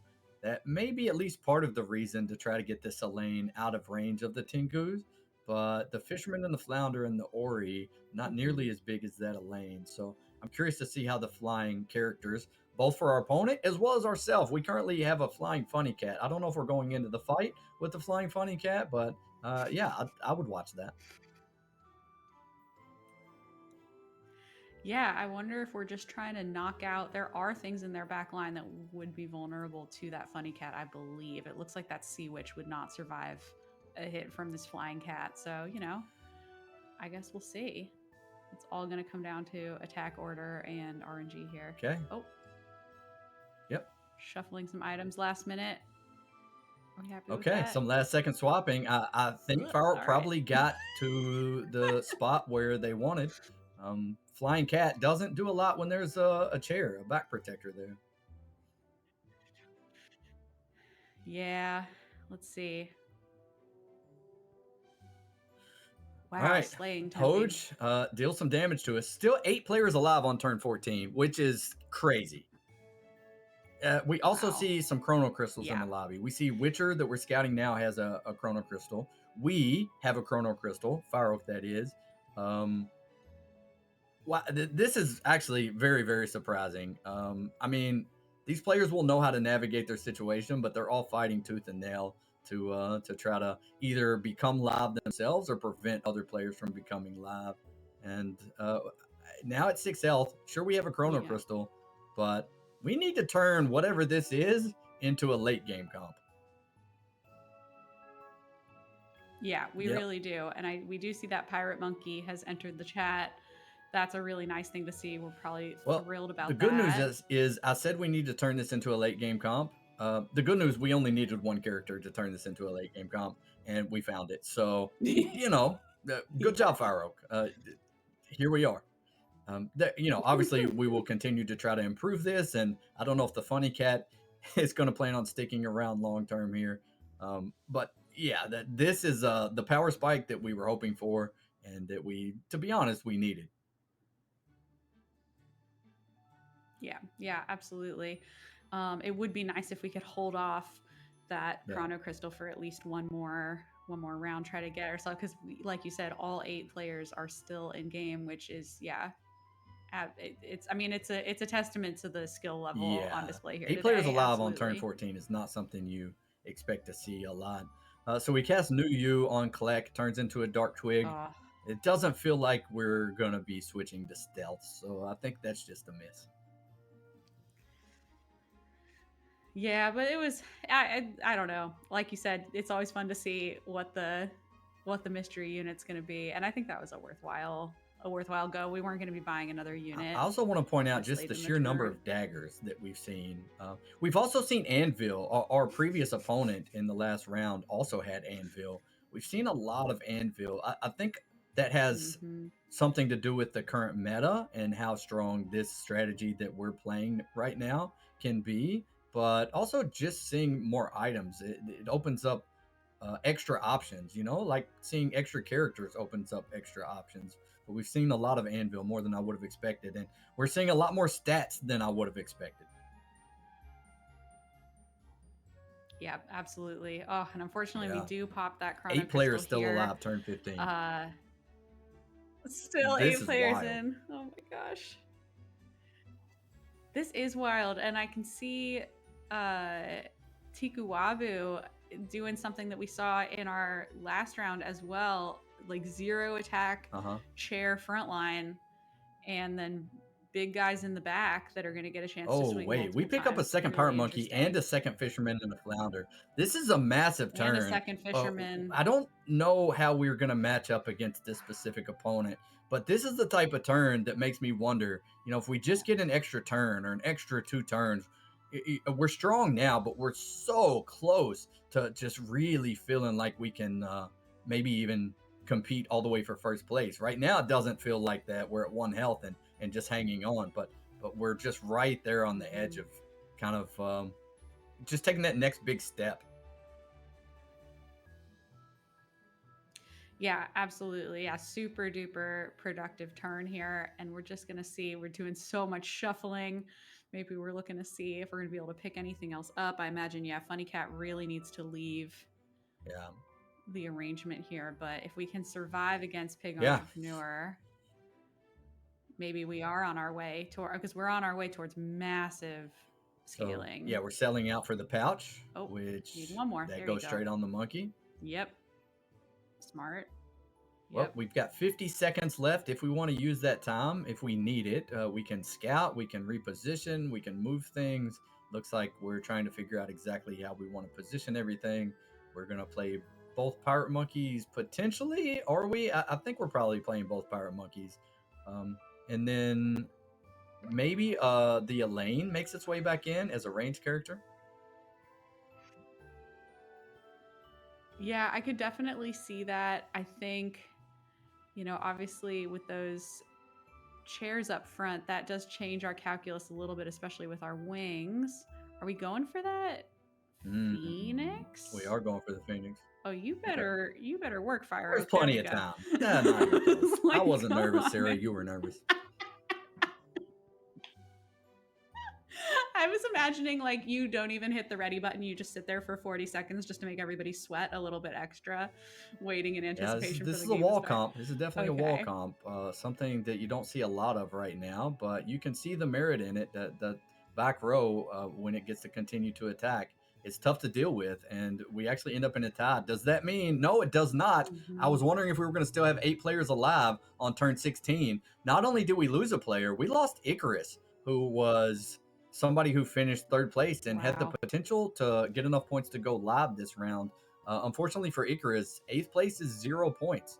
So, GG. Look at the health totals in this lobby. We have 4 players that have so little health that you can't even see it.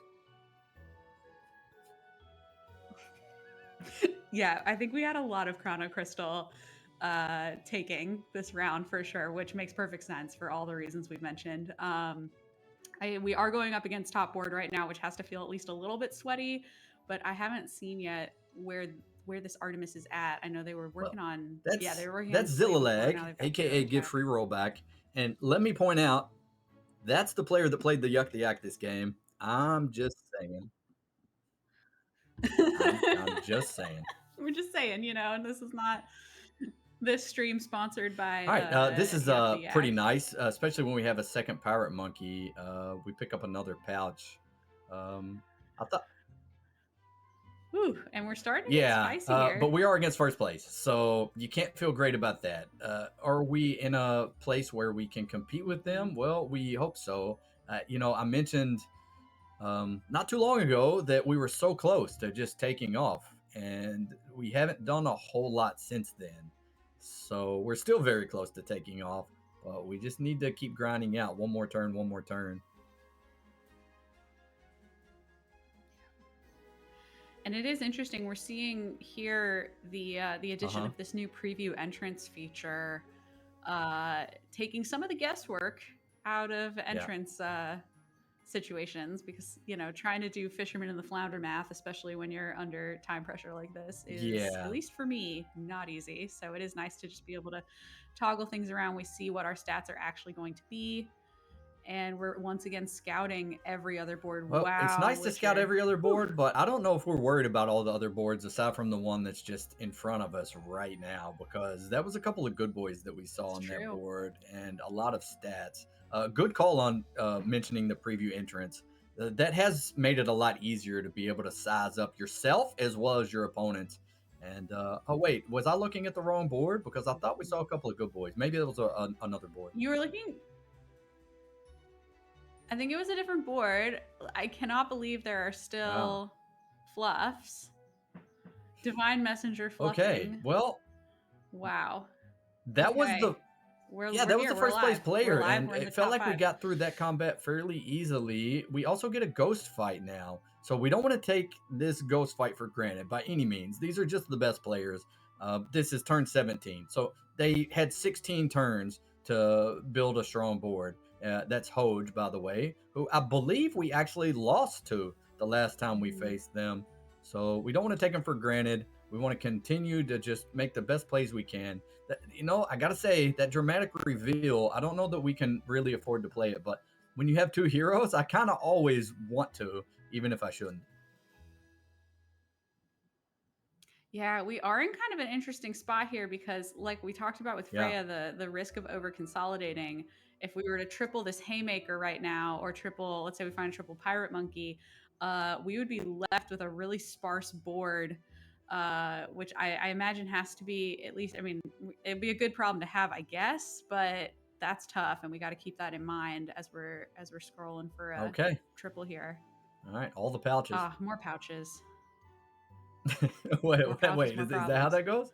Um, Oh. No, I don't think so. So there's another Phoenix, and going back to what you mentioned with Freya, a pair of Royal Phoenix makes it possibly easier to triple the Fisherman and the Flounder. But what about that entrance rune?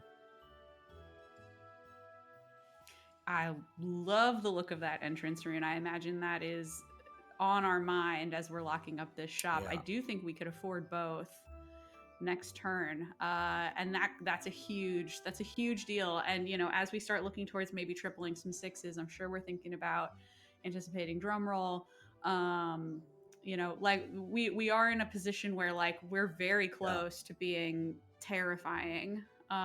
We're decent, but we're close to being, Well, like, this is a reminder. We only very, need very top three. scary. Firework only needs a So top three to become live in the points for the race true. format. So this is a spot with this ghost fight. I'm really looking at the end of this round to see how many people are remaining and what do we need to do to get to that top three. hmm I mean, we could be in top 3 after this fight, period. So we'll see. Wow, numbers go big, Yeah. and we're gonna make Yeah, it through that this just fine. wasn't especially close. Of course, that was a ghost fight, so they didn't get to play that turn. Now we get to see what do we want to do. So, actually, still 5 players alive, Ah, but our opponent's low still health. tough. We have the potential to hmm maybe knock them out right now. They do have Symbol of Unity with that angelic commander, so that's an interesting setup. With the brave little Taylor, that will start off a potential slay chain. But our numbers are pretty big. So outside of the Taylor, are they going to be able to slay after that first attack? We'll have to wait and see. Yeah, I wouldn't totally think so, but it'll be interesting. We also do Yeah. have to consider it looks like they have a mirror on the wall, and we don't really have anywhere to hide from that because everything Yeah. is just about evenly humongous. So they are going to get some good value out of that. Hopefully for them, they're putting like a sleigh necklace on it. Maybe giving themselves some extra value, Looks like but we're I don't trying to know. decide if we want the entrance item on the fisherman and the flounder or the pirate monkey. As of right now, it's on the fisherman, and we're gonna pick up another pouch. I would just pouch. More pouches, more problems. More pouch, more. That's a thing now. I hope you know that's just a thing now. That was Yeah, that was like a mo money mo problem sort of thing, but it's sort of the opposite in this situation where the more pouches you have, probably you I got don't know. You fewer might have problems problems managing in your this items. situation, but you might have too many pouches. Where did these monkeys get all of these pouches? Okay. Well, this is Oh, this is an important fight for us. man. It's when looking at the health total of the other two players. Sorry, there are three players, but the other three players, they're all low enough health Yeah. that we can realistically expect somebody to get knocked out in the other combat aside from our own. So if we're able to knock out Skookie, there's a pretty decent chance that that puts us in that top three that we're really hoping for. Yeah. Yeah, absolutely. And this is we've sort of found ourselves in maybe the most meta comp Yeah. of the weekend so far. That might be arguable, but the 8 pouch monkey in 7 is I feeling mean, very April 2024. it's 8 for now. I feel like it's going to end up being more than 8 at this rate. Um, Also, we haven't used Freya's ability. We switched into Bearskin Freya. I haven't been monitoring where Bearskin stats have been going because it hasn't felt relevant, but we haven't gotten any value out of Freya. Whoa. Yeah. Those numbers, Oh no. that Whoa. escalated quickly. Uh Okay, well, yeah. we're not knocking anybody out this round. We Uh are, in fact, getting oh. knocked out in 5th place. Um, I believe 5th place is good for 3 points, That which is got going so to put big. Fire Oak at a total of 13. So as we hop over and Oh, spectate, that was Skookie, I believe, that knocked us out. So as we hop over Skookie. and spectate Okay. Skookie, we know Fire Oak is not live for next round. Oh my goodness, very high contrast, Skookie.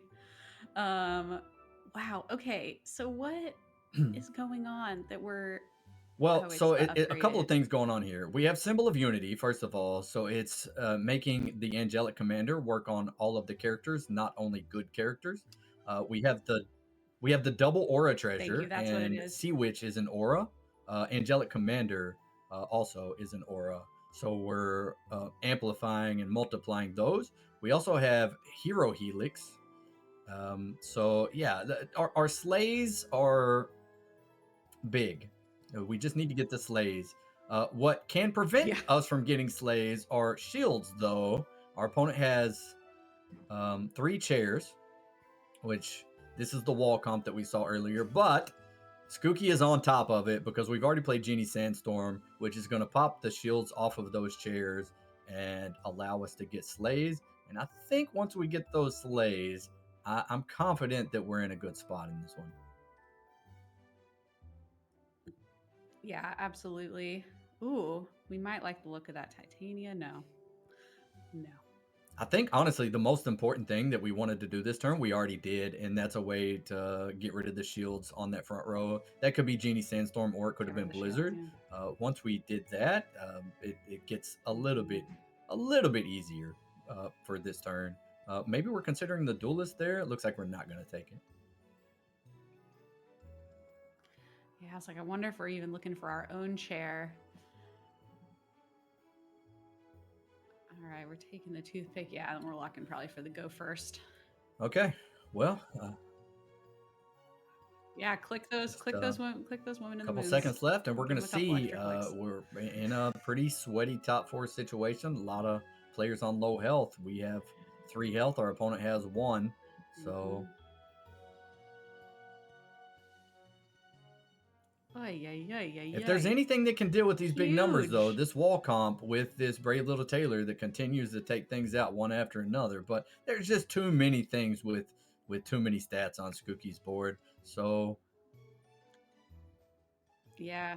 And the stars clean up really nice there. This is interesting. Again, like you Uh-huh. talked about seeing some things that we don't see all the time. This is something I would say I do not see all the time. Oh So I'm boy. doing a little bit of math here. Our opponent here is Give Free Rollback. They, in the first round, finished in second place and got 8 points. So if we knock them out here, they will not be Hmm. live. If our opponent makes the top two, they will be live. So this is a big combat coming up.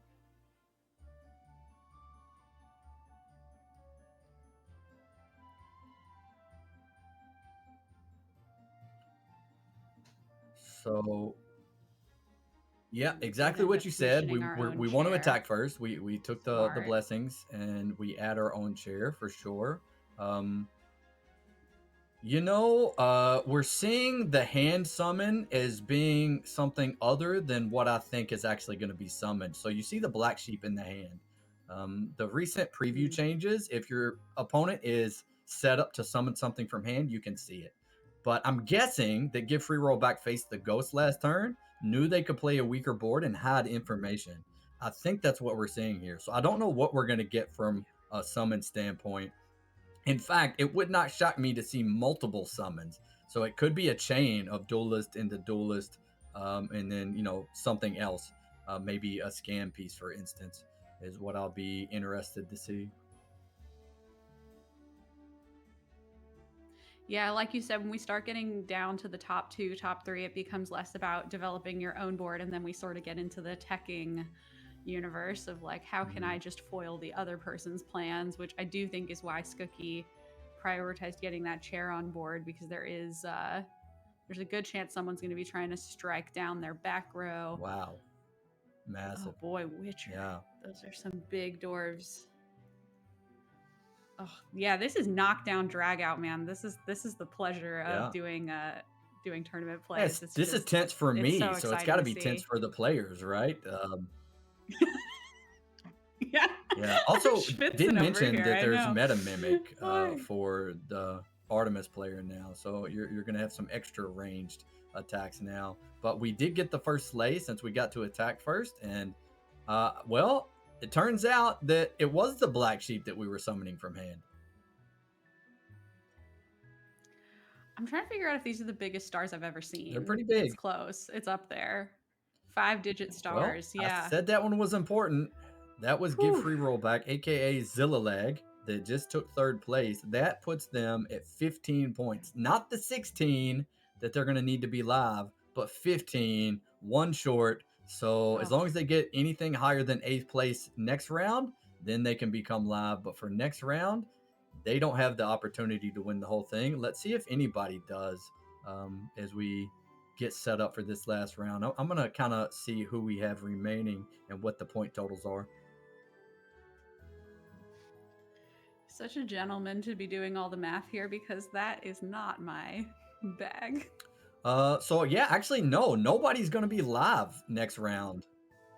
Witcher took Mm, Yeah, Witcher took three spreading the points in opportunity round one. around. So even with the first place, Witcher could get maximum of 13. And Skookie, unfortunately, as I mentioned last game when it happened, somebody in these lobbies has to take eighth place. Skookie, unfortunately, did take eighth place in round one. So, um, yeah, that's Hmm. very interesting. I expected for sure that we would have at least one player live after game two, potentially even more than one. But no, these players, that just goes to show how competitive they are with each other and how closely matched that these lobbies will be. That we just don't see the same players at the top every single game. Yeah, and we're not even Hmm. seeing the same strats at the top back to back game, which I think, yeah, that says something good about game state in my opinion. But yeah, it feels good to see a diversity of tactics here. I am so interested in, are we looking for the stealth orb? I saw we've had a number of, while you were doing math, yuck math, I was trying to keep an eye on what we were peeking at in the shot. Hmm. We are going for the stealth orb. That makes a lot of sense to me. Yeah, we've sort of hovered over. We came across a slay orb. We came across a number of different items, different units, and yeah, I think this is a strong choice. make sure that at Yeah, least we one of have these seen a tuners number of gets to different hit. strategies, but one of those strategies that we have seen a number of times is the anvil strategy. Witcher has anvil, and that's one I wouldn't have necessarily predicted. Okay, well, we do attack and don't attack into the shield, so it allows our first slay, and that means our numbers get big. Those dwarf numbers were already big, but they're not going to keep up. Yeah. Yeah, unfortunately, each of these stars could knock him clean off the map, and that is victory for Skookie as Hercules. Wow, Yep. GG's everybody. GG. Skooky, well played. That's a comp that we haven't really seen yet today, at least. Symbol of Unity getting lots of value. Those were incredible treasures that we saw just now. And that's another thing. It feels like we haven't seen players rely on hitting the right treasures or the strong treasures to carry them, using them as they can, of course, but it hasn't been a major talking point for us so far. Yeah, no, I totally agree. I think it's been much more a focus on building up that board state. I think there's been a really high prioritization on items, which also then sort of takes away from the number of treasures you're making because you're just buying more stuff out of the shop that are not units. So I think it's yeah, this is it's really interesting. No one is resting on their laurels. Everyone is playing really full out. Yeah, I'm having fun Pretty so amazing. far. We're going to spectate some more, but before we do, we'll take a short break in just a moment. Again, before we do that, I want to make sure to continue to shout out Turnt Individual for sponsoring the prize pool today and allowing this to happen. Um, and shout out to Livy also in the background. Another reminder, if you want some free gems, and who doesn't like free, there is a code that should be in the stream title, but the code is April hype. And the last thing that I want to continue to remind everyone of is the Kickstarter. So exclamation art is a command in chat if you want to find the Kickstarter page. So please do that and continue to support this game and all of Lara's hard work. But for now, we're going to look at the point totals while we take a break. And then when we come back, we'll let you know where the standings are.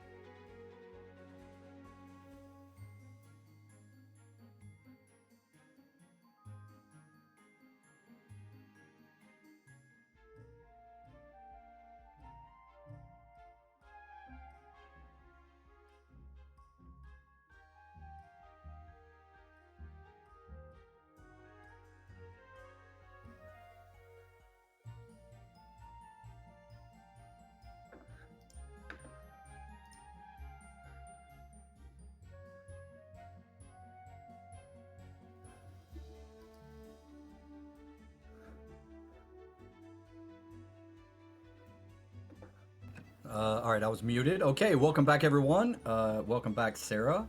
We are continuing on day 2 of the April monthly Fairy Tale Fables tournament, and we're in the race format, a format where we're already 2 games down, no players live. I said we would do a bit of a recap, and that's what I'm going to do now. The highest point scorer so far has been Give Free Roll Back with a total of 15 points.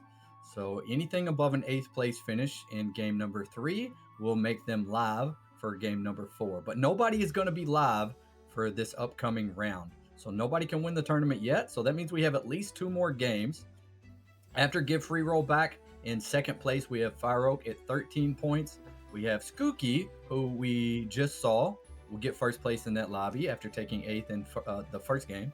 And we'll spectate Skooky in this one. But Skooky is now at 10 points thanks to that win, along with Tikuwabu, who got to 10 points, but in a very different fashion with the 4th place and then another 4th place. Yeah, really, really interesting, really strong play today.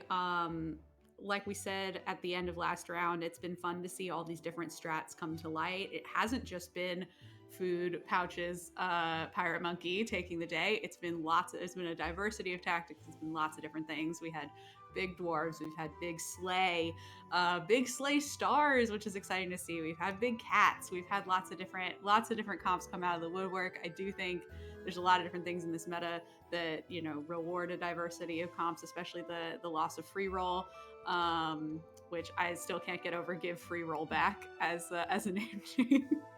But yeah, no matter your feelings about that, it's creating a really interesting landscape. That brought out some opinions for sure when the free roll was removed. Regardless of which side you stand on that, it has definitely changed things for players. And yeah, we're seeing, as you mentioned, a lot of diverse comps, and it's fun to see a variety, but it's also very fun to see how the game develops to get into that comp, because there are lots of decisions throughout a lobby that might take you one direction or another. Sometimes it's one single decision, maybe even in the mid game, that sends you on a trajectory down path A. And then sometimes you continue down that path, and sometimes the game sends you in another direction. We've seen that already today, and tried to follow along the best we can with these players. This game will spectate Skooky, who built that very interesting Slay Stars board, and who knows what will end up in this one.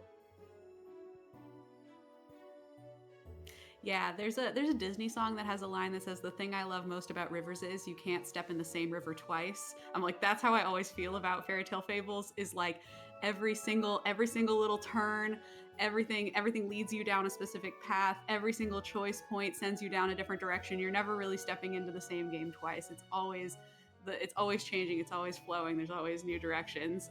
So it'll be really interesting, yeah, to see what wins out. And I'm so sorry, Yuck, I was looking at something else during the update. Correct. Nobody is live, right? We have 15 points, 13 Nobody's points, live. 10 Okay. points, and 10 points. Oh, sorry, I actually skipped over. I'm glad you mentioned it, because Witcher has 11 points, actually.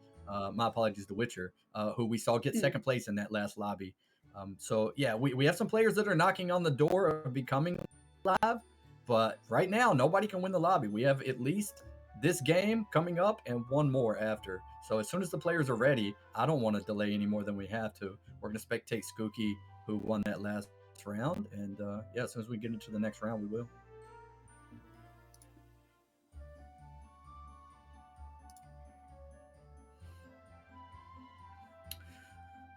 So another big shout out to Livy, who's helping organize, help us also organize with the players. So we'll let Livy get with the players and see if they are in fact ready. I'm not sure if they are or not, but as soon as they are, yeah, it looks like, in fact, yeah, we are going to go ahead and hop in to game number 3.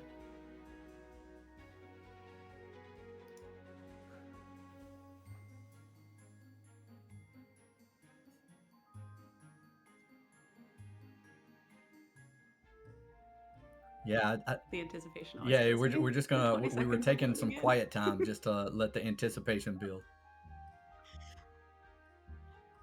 Just to reflect. All right, here we go. What do we got? Okay, so Phantom of the Opera, King Midas, Sisyphus, and Aladdin. Well, not a lot to think about. Yeah. Snap Yeah, pick. Phantom of the Yeah. Opera can be incredibly strong. It is possible to get two heroes offered that you just aren't interested in. I mean, out of all the options, sometimes you get all of the options and none of them are super appealing. But, sometimes you are just jumping out of your chair. Or if you're at a standing desk like Sarah, sometimes you might actually just be jumping up and down. I think pretty happy to be taking Phantom of the Opera here. Yeah, I agree. I think that is the obvious pick. I think Aladdin, as we saw in a previous round, that can be really really tough. You're not guaranteed to have it come online. Sisyphus not as strong.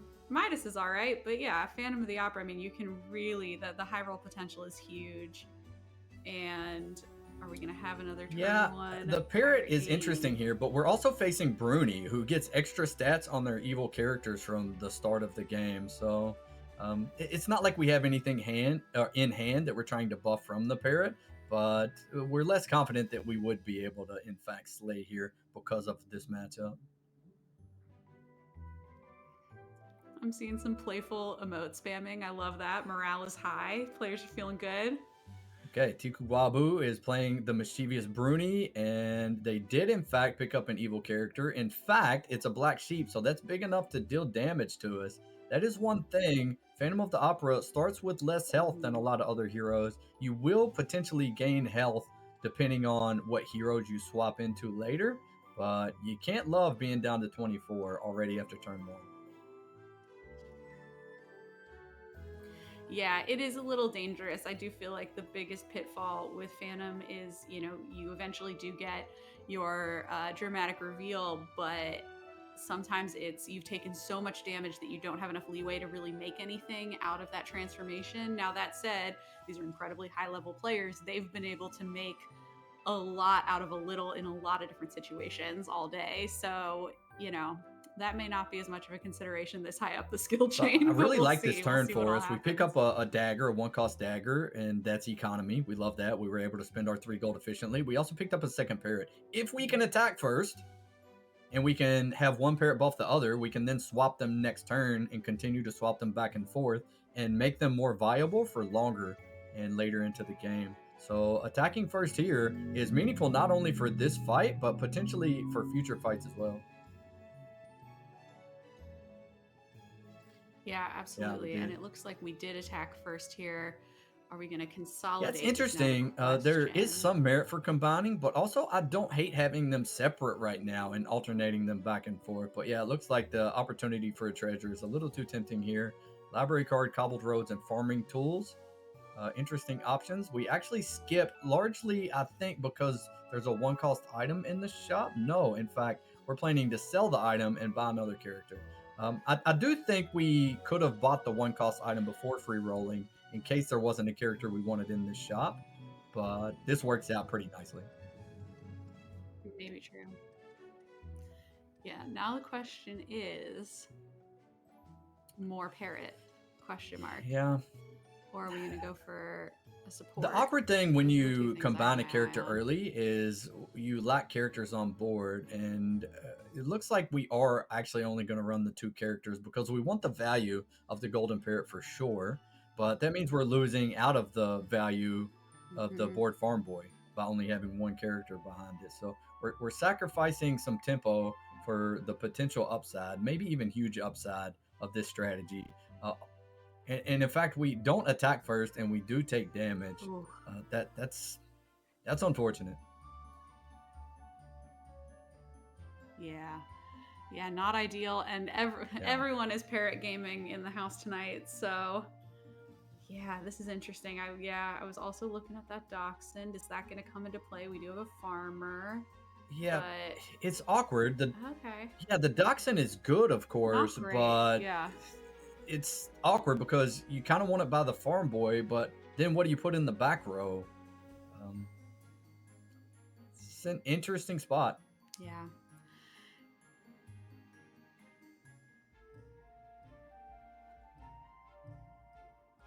Yeah, I can't imagine that we're thrilled with our options, but we have seen many a player make a I lot mean, out of a there's a little here. Demon's So we'll Deal see what spell all in the shop. You happens. take 2 damage for it, but it does give you an extra gold if you want to pick up a 3-drop here. But taking 2 damage here doesn't seem great. There's a Slay item, which seems like it could fit, but if we take a Slay item, then we're not buying more characters. And, well, it does feel like we need more characters at this point. Yeah, no, I agree, and I think Demon's Deal getting to 19 health at 3 would not feel good. Yeah. Oh, this is interesting. Okay. All right, so All that is right. Give Free Rollback, who is our point leader so far at 15 points. That's our opponent, and as you mentioned, just parrots everywhere. Yeah. It's an aviary in here.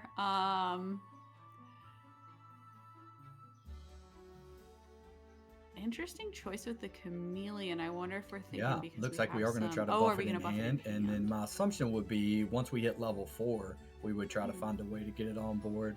We do also pick up a Rapunzel's Prince, which is a boost character that's going to give a bit more stats to our parrots. This finally feels like a reasonable board. I don't know if I want to say strong, but it feels reasonable, more so than the last couple of turns. Uh, excuse me. Also worth noting, Skooky is at 10 points. So looking to get at least 6 points this round, which means Skooky needs to be playing for a top 3, just like the last round where Farok was shooting for a top 3. Skooky really just needs to make sure they finish first, second, or third. Any of those will be fine. Yeah, we definitely have had probably a sketchier start than you would like as Phantom, but we're also hopefully, next turn we're going to come into our own, finally have some hero powers on board, and hopefully we'll be able to turn this boat around. I do agree the Rapunzel's Prince here is a nice pickup, has unyielding. Yeah, Let's cross see your how this. fingers for the hero options next turn. That's going to be a big one. We're likely going to hope for anything that's going to give us tempo, maybe. But we'll see. This is Fire Oak playing the Cheshire Cat. There's a herding dog, a pirate cook, but we do get a tie. The combat happens pretty quickly here at 6x, but we know enough that we get a tie. Yeah. Okay. Ooh. Yeah. Definitely looking at Daedalus. Little Match Girl. These are tough because it's nothing's putting stats on board. I said it was possible to miss. Maybe this isn't a complete miss, but it's adjacent to a miss, I believe. I think Little Match Girl is very good right now. The 2 extra rolls at the end of a turn can be pretty massive, allows you to hunt down whatever it is you're looking for, give you extra opportunities to find it. But yeah, as you mentioned, they don't do anything right now. Although we do have a pair of Rapunzel's Princes. Not that you ideally want to use a level 3 treasure for the Daedalus hero power, but when we take a treasure, we'll get another treasure of that same level. And maybe that could be the power spike that we need. Yeah, absolutely. And this isn't terrible, I will say. I feel like we're making, like we talked about, making the most out of what you got. We're making the most numbers out of the pieces that we have here. And this isn't bad. I think, are we going to try to pick up that second chameleon here before the clock runs down? Yes, we are. Buff that in hand. Oh gosh, and then we got lots of rolls. Aha! Well, ooh, okay. All right. Oh gosh. Now we're like, oh no, do we I even think want it's that on okay. board? I really want to see what this chameleon turns into. So Yeah. we're also seeing a bit of lag here on Skooky's stream. So I can't bear myself to swap away while there's a chameleon, potentially a golden chameleon in play. So let's see what happens one more turn with that. And then how about we swap over to a different stream, maybe something that's a little easier to watch.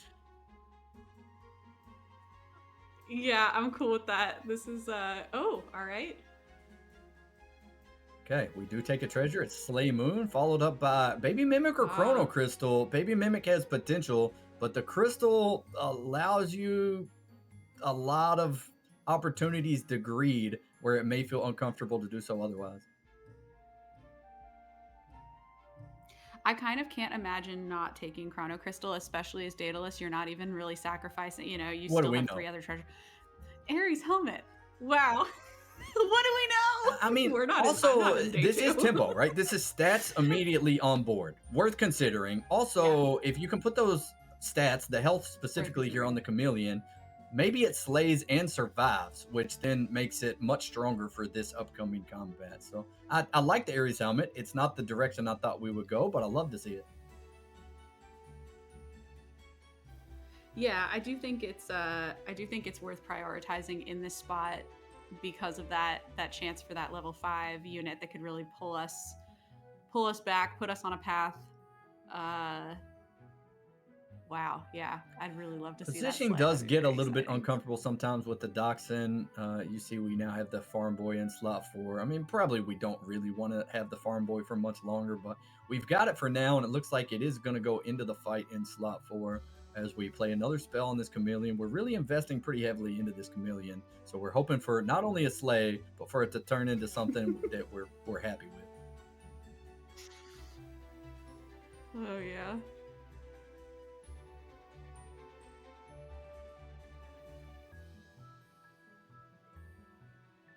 Okay, well, this is interesting, right? It turns into a brave little tailor. As we're talking about that, let's swap over and watch Zillalag for this one.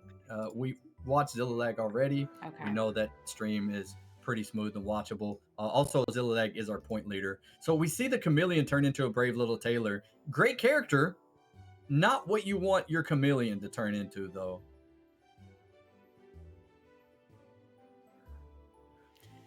Yeah, absolutely. I mean, I don't know. It is handy.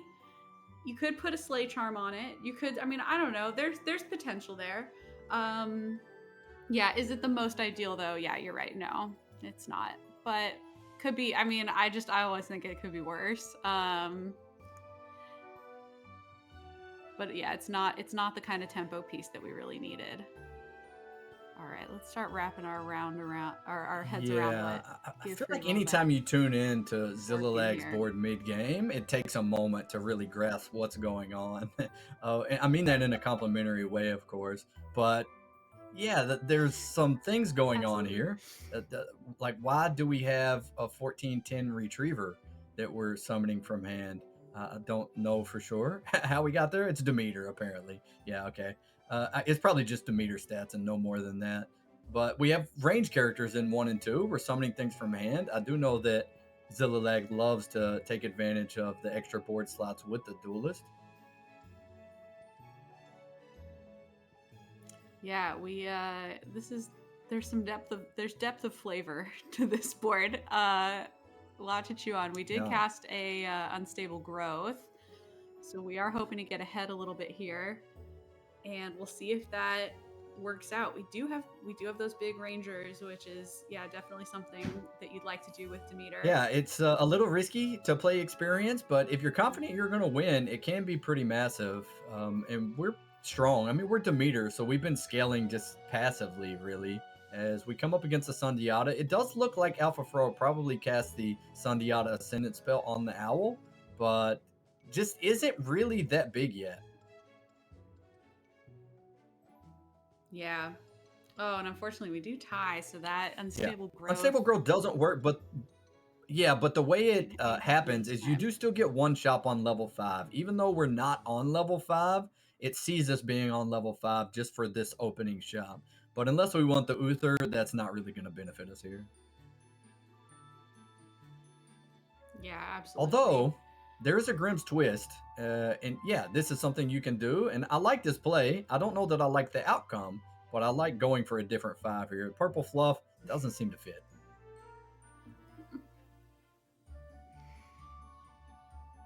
I do wonder what direction we are going to end up going here. You know, we're sort of in that same spot that we've been in the mid game in spectating our other competitors so far. Is you know we've got numbers on board, we've got good tempo, but where is that ultimately leading us? And it's you know it's not clear yet, but hopefully will be soon. Lots of items. Yeah, I mean, this is interesting. We have a star girl and a moth, but we're not generating any stars anywhere. But I mean, they're range characters, and then the moth is also a boost character. When you're on a hero like Demeter, sometimes just taking characters that get extra value, such as range characters, um, is just good enough for tempo, and they can stick around longer than they would be able to on a different heroes board. Yeah, and I value the creativity here because I'm really interested in in taking things not necessarily for their exact design purpose, but maybe using them off label a little bit. I think that's really cool. A lot of the times in my own play, I'm doom rolling because I'm like, oh, I need this specific thing. But again, with these really high level players, they're just making the absolute most of everything that they're presented, and floating as little gold and as little value as possible, and that's very So I very noticed cool we're to seeing some see. minor issues on this stream as well, so I will apologize. We are currently spectating through Discord because the spectate client is still a work in progress, and we're not able to use that yet. So apologies for any awkwardness as far as the viewing experience. But as I say that, that was Fireoak on the Cheshire Cat. Fireoak did in fact have a Chrono Crystal. Mm-hmm. Did have a Chrono Crystal. Did not have the best RNG when it came down to getting. Oh, I see. We're stacking a Tempe full of items, as you do. Did not have the best in terms of that Sinbad popping a little bit late, not getting any value onto anything coming out of the hand. I sound distracted because I am Yeah. watching a Tempe emerge. That was so many stats put on board in Yeah, I such a mean, it felt short like period of that was time. just the one shop we needed to have something with 95 attack. That's just you buy the Tempe, you throw all of the items, including the pouch that came out of the shop, and we don't have any treasures, but we have 27 health, and we have now a massive dwarf on our board. Did I see a Smithy's hammer there Yeah, too? Did yep, we get that's some exactly extra what you stats saw. on Yep, those that was an items? incredible shop for us there. Taking the pouch, yeah, yeah, that's how you end up with a character this size, and sometimes the game just says here you go, and we were happy to take that. Yeah, I was literally losing my train of thought as I was Yeah, talking for because I was like, sure. what? The what? Yeah. Oh my goodness. Well, all right. Well, we'll ride that as long as we can, and maybe we'll luck into some more dwarves. So Maybe we'll just have a we big a see big give tempi free that roll gets us through back 5. doing their due diligence and scouting their opponent, and it looks like this is the positioning that they're probably happy with. Already clicked the ready button, so we're waiting on the other players in the lobby and waiting for the next combat to start. Uh, where do we go from here? We don't have any treasures yet. We have a couple of pairs, but a pair of duelists, a pair of Oris, a pair of parrots. I don't know. We just have a big Tempe that doesn't really give us direction. If I had to guess, I'd say we're maybe looking to do something with the Frankenstein's monster, and that's not because of our board. That's simply because I know give free rollback is very good at utilizing that strategy. Yeah, it's interesting. We are open to a number of possibilities, and I am not as familiar with Give Free Rollback's playstyle, but we did see them obviously play 2 rounds ago with some big Frankenstein's monster, big scam pieces. So we'll see where this leads us. There's our duelist. Maybe we'll finally get some treasures on board here. Like you said, we've not had people resting on treasures. It has been Yeah. all about building out that board. Okay. Yeah. Yeah. And So we put a power little bag more for some tempo more on there. That's stats. nice. I noticed our last opponent had a mimicked cat altar, which, as far as tempo goes, if you have enough summons, cat altar with a mimic can be a lot. It kind of falls off later in the game, but we're not really late in the game yet. So we're just kind of easing up on the late stages, and we get a second treasure in this same turn. I saw simple dagger. I didn't see the other options. Sarah, did you notice anything here that you like? Yeah, I see Seer Sphere and I see Brooch. I don't know. This isn't none of these is like an instant pick for me. simple dagger seems good. I don't know how much use we're going to get out of a seer sphere at this stage, but it is Yeah. always nice to have the mana. Did we skip? We must have skipped. Okay. Yeah, that I think that's as fair a choice as any. I don't know that any of those really makes a huge difference for us, and maybe just being able to get more units on board, more stuff that we can summon from Especially hand at is the more important time that we here. were selecting the treasure, we had 4 gold left in the turn, and it feels very difficult to do anything with 4 gold when you're Yeah. on level 5 and likely looking for things that cost more than 4. So skipping there really feels like it's better than just the 2 gold. It feels like you're getting more than 2 gold for skipping the level 3 treasure. So I like that we skipped there. We're also very aware that we want to summon the catnip from hand because that is going to count as a cat summon and that could come into play.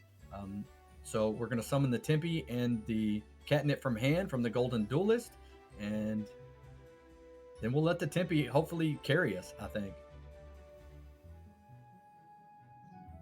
Yeah, and I love that that Tempe summoning from hand. I do think that's like just there to do the cleanup if they manage to make it through our front line.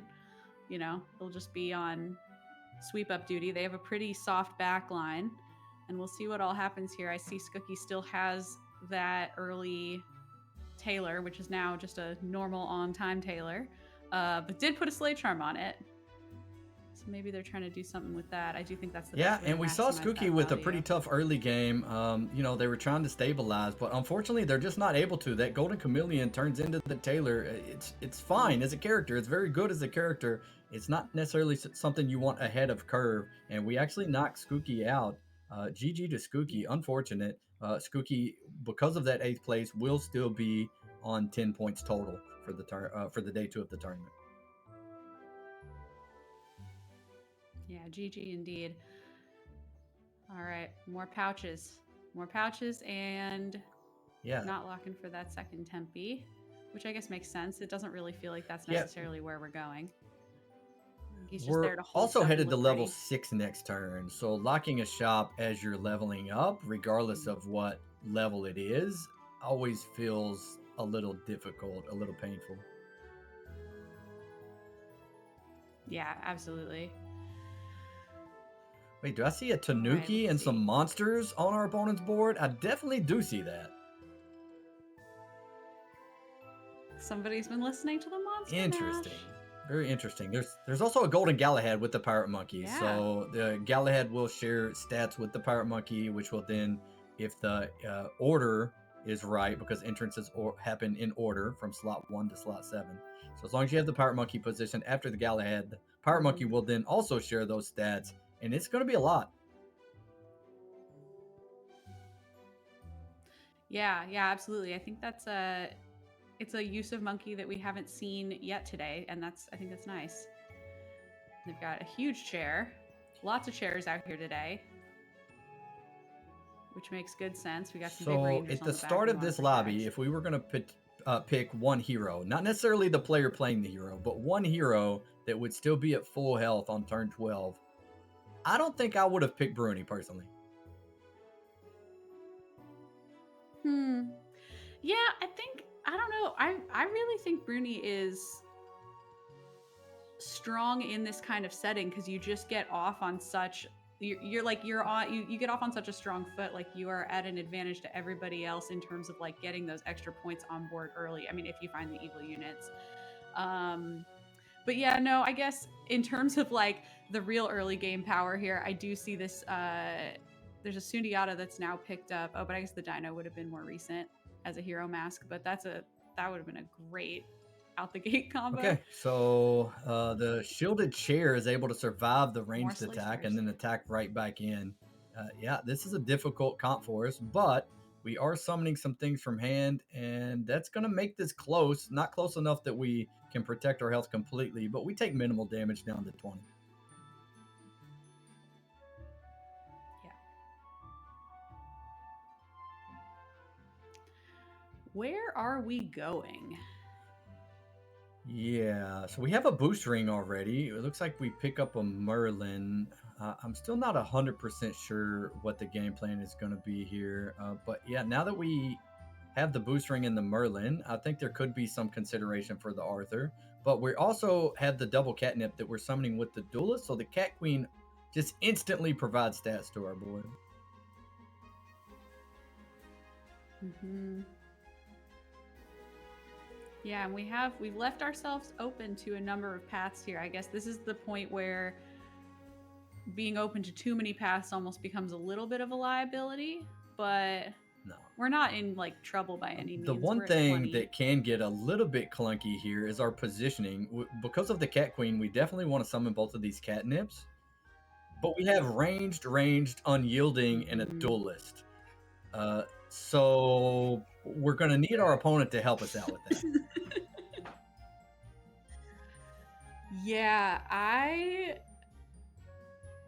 interested by still playing these Rangers in 1 and 2, but I'm also looking at our hand. I'm not sure what else we would put in there, so I understand the choice. But it is tough. Yeah. We would need a lot of luck to get both of I'm these catnips sure out of our hand. opponents will have no issues helping us out. I'm sure. No worries. True enough. I'm also like vaguely looking at this cat box now that we have the cat queen and the duelist, but I also understand not wanting to disrupt. We have pairs in hand. We got all this other stuff going on. I understand. I also want to point out the Cheshire cat we see is on low health. That's Fire Oak, who has 13 points, needing to get to 16. 7th place won't get you there. 6th place also will not get you there. So Fire Oak looking for a top 5 here, and at low health, that's one I really want to keep an eye on.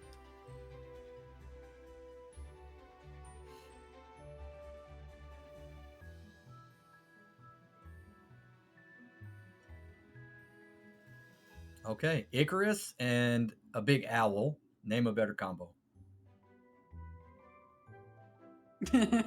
More classic duo. And you're right. He had absolutely no problem helping us out, getting our front line cleared, and we get our summons on time, which is nice. And yeah, Icarus taking a close down to 2 shave health. there. We're down in this lobby to 6 players, 3 of which are on very low health, and we're doing more boost things. This is really, we are going skirting left, skirting right. Well, I don't know how familiar you are with this strategy, Sarah, but if we're summoning a monkey in front of the boost characters, the monkey does see that it's gained those stats in the combat and will share those stats. So that's what we're going for here. We're going to summon the monkey, hopefully in front of the Merlin and the Gwen, and then with the boost ring, it's going to gain a lot of stats and then share a lot of stats, which is especially good when you have a back row that is ranged, 2 of the 3, and the other being unyielding. Yeah, it's very interesting. And we see Tempe has had to hand out all of his items to the class. So, and we got a Star Child on board here. We got so much going on. Yeah, and it's going on quickly because Give Free Rollback finished their turn and clicked ready with more than 70 seconds remaining in the turn.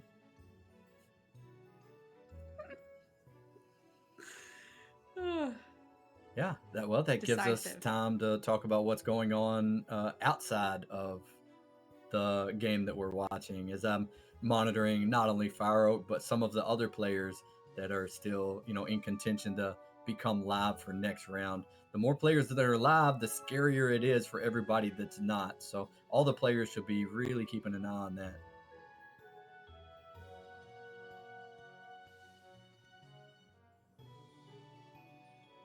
And I mentioned the Bruni having full health, not anymore, but had full health late into the lobby. That's Tiku Wabu, who was sitting on 10 points going into this third game. So if they can continue to stay healthy for just a little while longer, a top 3 will be enough for them.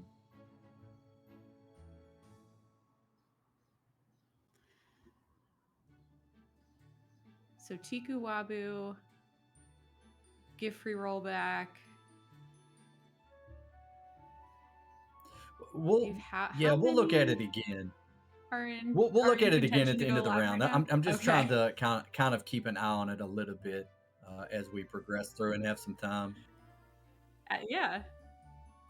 So this is Absolutely. the Mimic Cat altar board, and there are a number of summons. We did finally take out the Cat Queen though, but the Mimic Cat altar is enough to get a tie. Wow. Yeah. And you can see just how powerful it is, but also how, this late in the game people are going to start to have things that are much bigger than that. So eventually you'll have to start building on that You don't power. always see Cat Queen in the front row. No, I would almost go to say that's a very unusual position for Cat Queen. Uh, this is one of the most diversified Well, boards I have ever seen. it is, You but can it isn't. do If so you many can different kind of things. look past the, well, just look past what you're seeing at face value, look a little deeper. We do have a pretty nice boost set Hmm. up with the monkey. We're not playing cats long term. The cats was a temporary thing, and it does look like we're trying to set up for this golden star Yeah. child.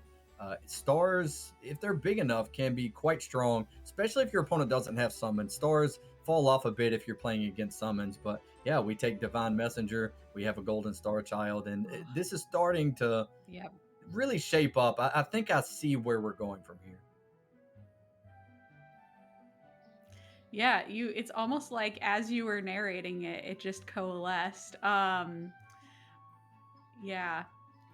At a glance, though, you're right. It doesn't necessarily feel like all of these things naturally fit together, but the way it's been built and put together, no surprise to give free roll back has done a good job of piecing together everything to make it work. But yeah, now we have what I think is a very competitive comp. And now that we're the highest health player in this lobby, first of all, give free roll back already is going to be live after this round. Only needed 1 point. Anything in the top 7 this round.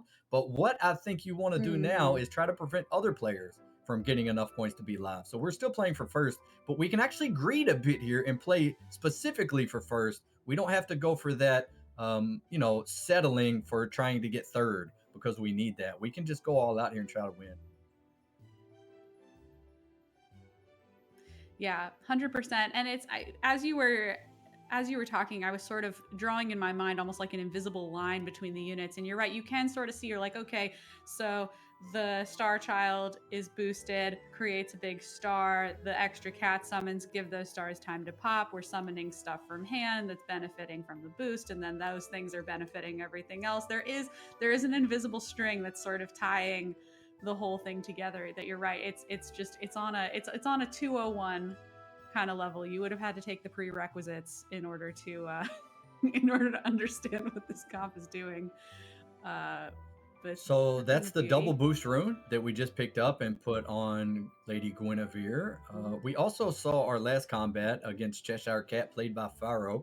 We knocked them below 0 health, but that Chrono Crystal was still in play. So that means Farouk is in the top 4 and is also going to be live for sure next turn. Again, we'll recap this as we get to the end of this round. But for sure, I know we're going to have Give Free Roll Back and Farouk both live. And I want to say Skooky has to be one of these remaining players. Was on Bruni, looks like switched. I'm not sure which. Let me see. Maybe not actually. No, I think Skooky has actually been knocked out. So a very healthy start, but wasn't able to stick around, in fact. Mm. Yeah, it's so tough. The early game strength of Bruni can really just drop off so fast. Did he, did they dream to the brother Yeah, it could have been the gambler? Brother Gambler or the Treasure Hamster, maybe. I'm not really sure, but either way, it does. Yeah, it does I keep appear that forgetting that we we've can't win. lost Skooky, but we'll see. Again, playing a turn very quickly, give free roll back, just Mhm. waiting for everybody else. All right, well, you mentioned diversity of comps.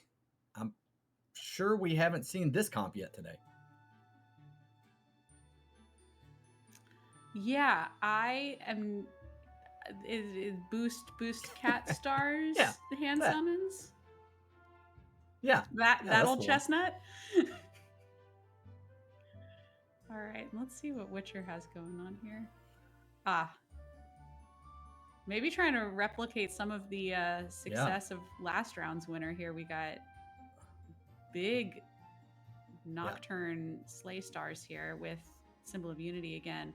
Really Yeah, that's interesting also use of Evil Aladdin. So Guardian. their treasure in slot 3 is going to be doubled. So that's a lot of extra stats for them as well. And yeah, that's tough Mm. to deal with. Once you get the slay chain going, yeah, now you see how somebody like Skooky on that Bruni may have taken a big chunk of damage all at once, just as we did. If you can't get through very many characters, well, you're left with taking a big hit. Yeah, and so much is golden as well. I do wonder if we're thinking about, yep. Ah, Yeah. all right. That, Well, we can't phantom. yeah, There's no way we can we're, phantom. no, we're not. I was like, I was like we're not. uh, yeah, there's no way. Okay. But Yeah, Hercules we'll okay. take. We No. get some extra stats on our board. I don't know if it's going to be enough to compete for first place here because we've seen the strength of this lobby. We get a ghost fight Yeah. here, and I don't know, the Fisher King with that amount of health may or may not be in trouble. Also, I don't want to underestimate the Fisher King. Without seeing what they've been doing and what their board looks like, these players are good enough that I mean, this Witcher board is not unbeatable. Let's see if the Fisher King can find a way to compete with it. Yeah, absolutely. Okay, so this is Fire Oak's ghost board. So Fire Oak finished in 4th place in this one, and this one should be pretty easy. We are getting a preview of Hoja's board, who is on the Fisher King. Yeah, that board's just not gonna compete with Aladdin board. Yeah, It's too fair. Yeah. Too fair and too many things to slay.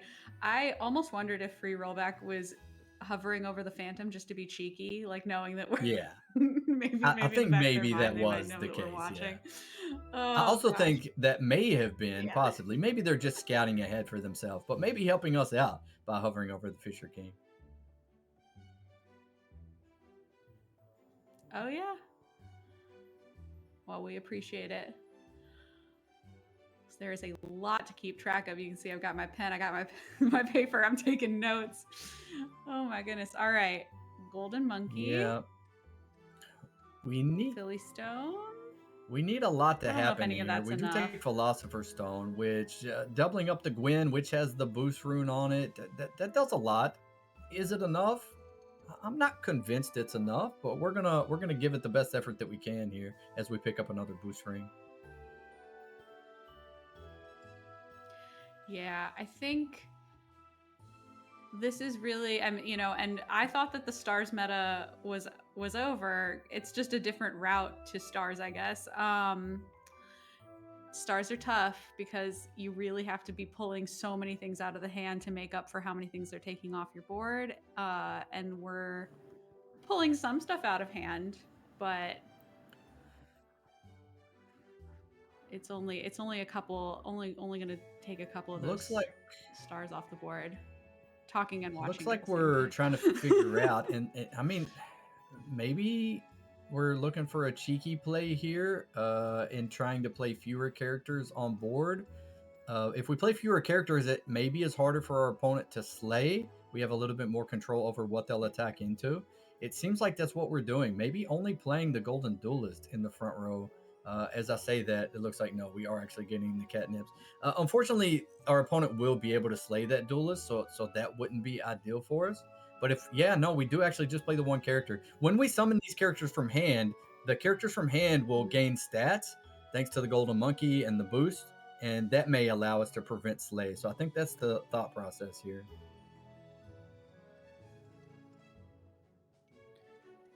Yeah, let's see. I think it's just going to be insurmountable Well, here. It's just too much. It's closer than I thought it was going to be, and because of the creative play by Give Free Rollback, this is a play that a lot of players I think don't see.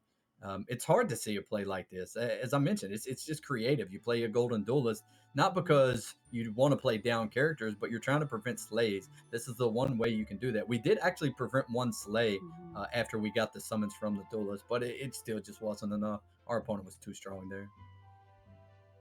Yeah, absolutely. Okay, so we have some math to do. GG's all. That was a really cool round. And yeah, I mean, if you had asked me this morning, what are we going to see the most of today? I would not have said Nocturne, Slay Stars with Symbol of Unity, Angel Guardian. Yeah. Not a thing. Not a thing I would have Well, called. yeah, we will review the scores.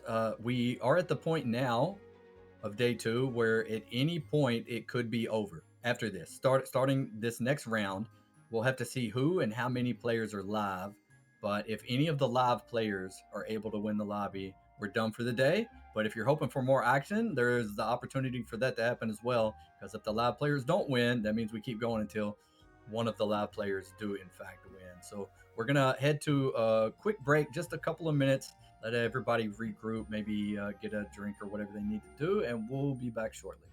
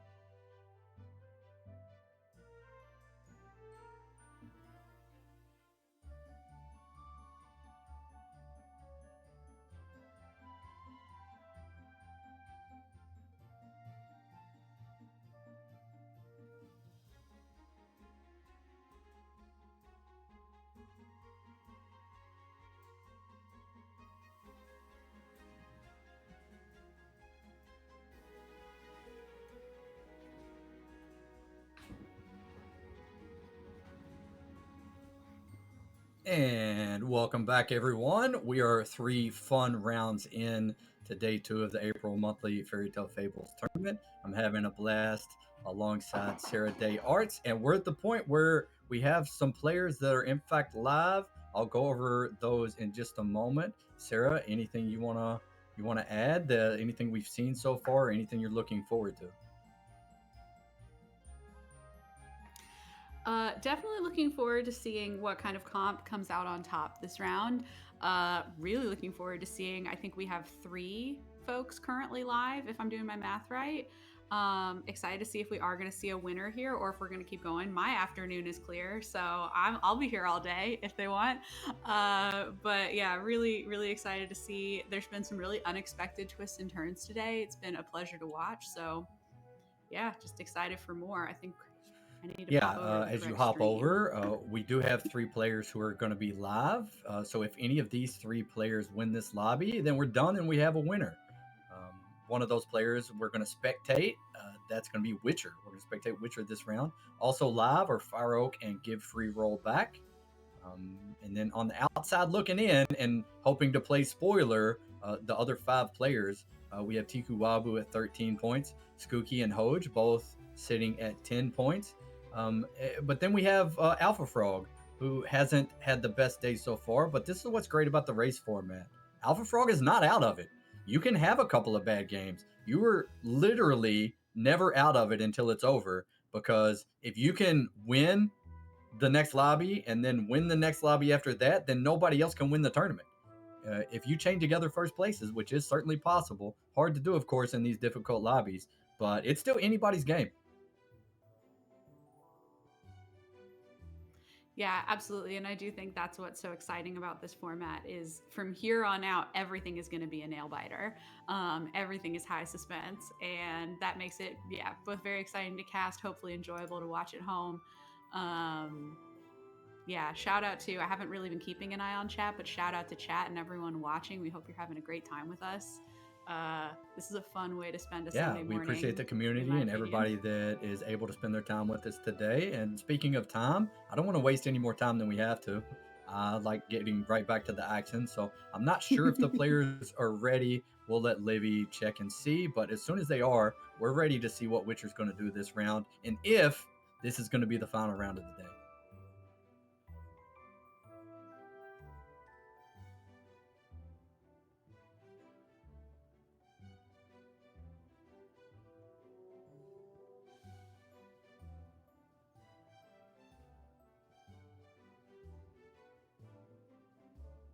Okay, so we're waiting on confirmation from those players, and yeah, so I'm sure it won't take long, but some players might need a slightly longer break. Looks like they are getting ready to start up right now. So, all right, Witcher, somebody we haven't had the pleasure of spectating. We've faced them from our point of view a couple of times, multiple times. We've seen them play some big dwarves, as well as some other things. So, as you mentioned, the diversity in the comps that we've seen today, Sarah, there's no way to predict what we're going to end up watching from our perspective or from the other players. And the players scouting each other, I think, continues to be a very important piece of the equation.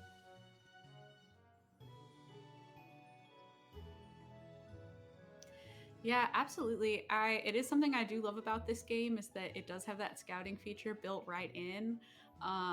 Really easy to see what everybody else is up to, and it's kind of fun as we've gotten to sort of look behind the curtain with a number of different streamers and see what they're up to. Everybody has a slightly different method of scouting. Everybody has their own sort of flavor. Are you looking one turn ahead? Are you looking Yeah, ahead at what? we had Oh, some we're in. technical We're in and difficulties we're there, there. but All actually right. the lobby has already started.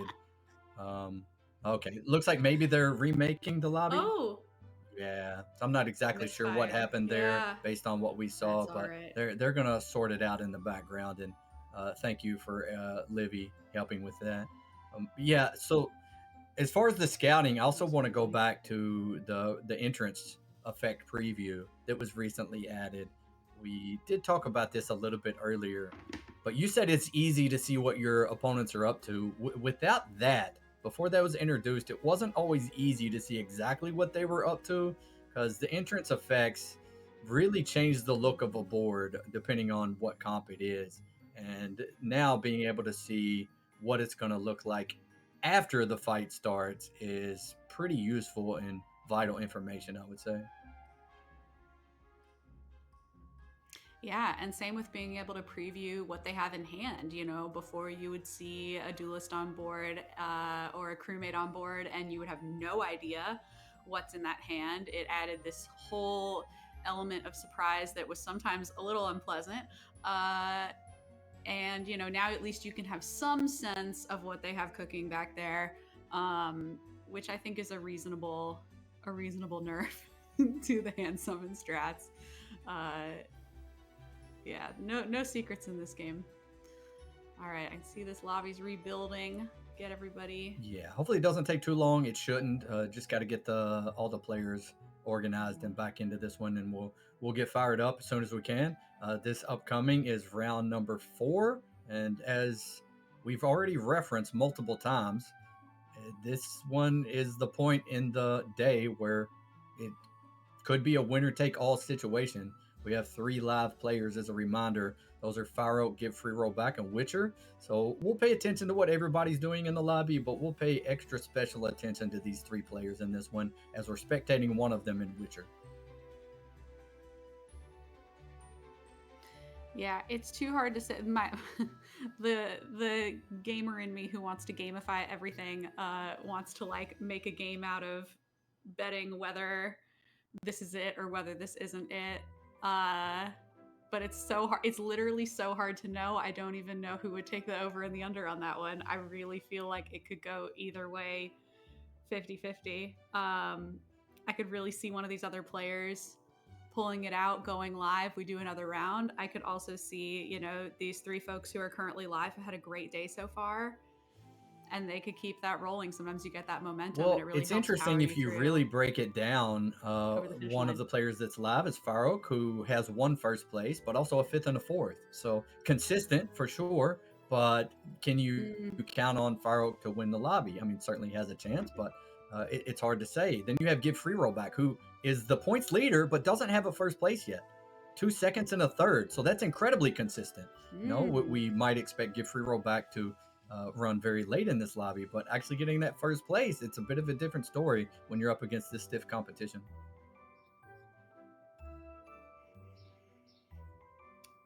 Okay, we have a hero select screen. I know what I'm looking Yeah, at. I'm curious what you're looking maybe at, Yuck. amateur here. Fisher King has some merit. Ugly Duckling can be a decent amount of tempo, but here we are hovering Brother Gambler. Brother Gambler, just if you're using the mana alone to buff your characters, is a solid amount of stats. I think not everyone realizes that it's just kind of a passive buff if you're not spending your mana. And then if you can get mana treasures, then it can really take off. Wow, yeah, you know, and again, I am taking notes here today. I'm sitting at the feet of players who have at least 1,000 MMR on me. Uh, but I was surprised by this pick, and I'm like, I guess maybe I shouldn't be. Yeah, young Yeah, parrot's a yeah, great thing to be incredible throwing those because stats on. yeah, the parrot will catch stats from the Fascinating. brother gambler, and it also brother gambler makes it easier to not play multiple characters on board because you can focus where the buffs go, and then you can use that parrot to then buff something in hand. So you're really getting lots of value. That you know more so than other heroes because if you can keep scaling this parrot, it can be relevant for longer into the game. Yeah. Well, that one came down to who attacked first, and Oh luckily for man. Witcher, got the advantage there. So I wonder if we take a range character with the short sword here. There are other options as well, but the sword is Hmm. too good to pass up. It's just that economy on 3 gold. It's just so clean. Yeah, and we see that Demeter got that sort of classic great opening, flipped a frog right away, and is off to the races there. But with the 1 attack sword on the young parrot, it's still anybody's game here, and we're gonna see if we can get some stats on that Elaine as well. So yeah, this Yeah, is a again, we want to really, win the really coin nice flip of start. attacking first. It's going to be super relevant. I mean, a lot of the time it is, but it's going to be extra relevant here with this parrot. And we do not attack first, which means we're going to take Oh, damage and we're not going to get the extra scaling we were hoping for on the Elaine. yeah, it's always a bummer. I'm definitely looking at the second parrot here. I'm looking at the shield page. Yeah, I like that. They also have a shield page. There's Yeah. also a freshen up in the shop, so we're not limited to just what we see. We definitely have some playable things in this shop, but you can always kind of try to anticipate what else you might want to see and the likelihood that you'll find those things with the freshen up. So maybe some extra thinking involved going into this one.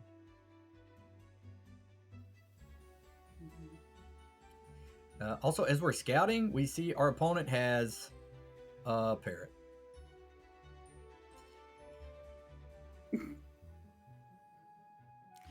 Yeah, we could, if we picked up that shield page, we could have basically.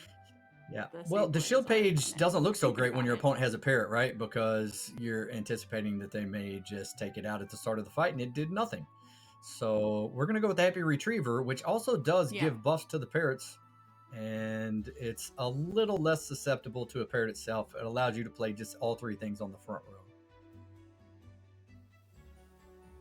Yeah, I think it's a nice choice. And I imagine that we decided to opt out of that freshen up because we want to make sure that we're getting our Brother Gambler buffs. Okay, and we did get one of the parrot sense. slays, which gives stats to the Elaine. Pretty fantastic. This shop, crew member can be very good. So it looks like we're at least considering the crew member. I'm not exactly sure what we're going to do beyond that, though. Yeah, I don't hate the goose.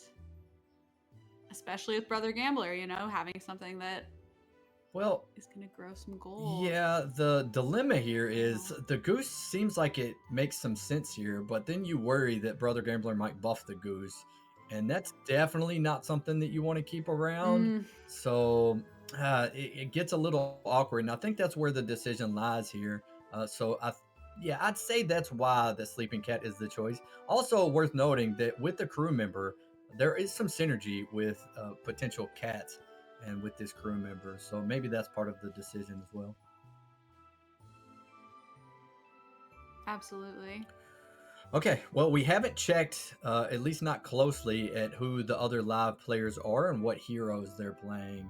So I want to really pay attention to that, and I'm trying to do some background scouting here. I'll continue to try to pay attention to that and pass along the information as it becomes clear. Okay, I'll stay here. You go there. That's why there's two of us. All right. Sleeping cat pair. Interesting, but then we float. Yeah, it's the early game meta feels very sealed right now. Got a lot of people all playing relatively the same units. I mean, the parrots are just strong, right? Disrupting your opponent's back row is strong by itself.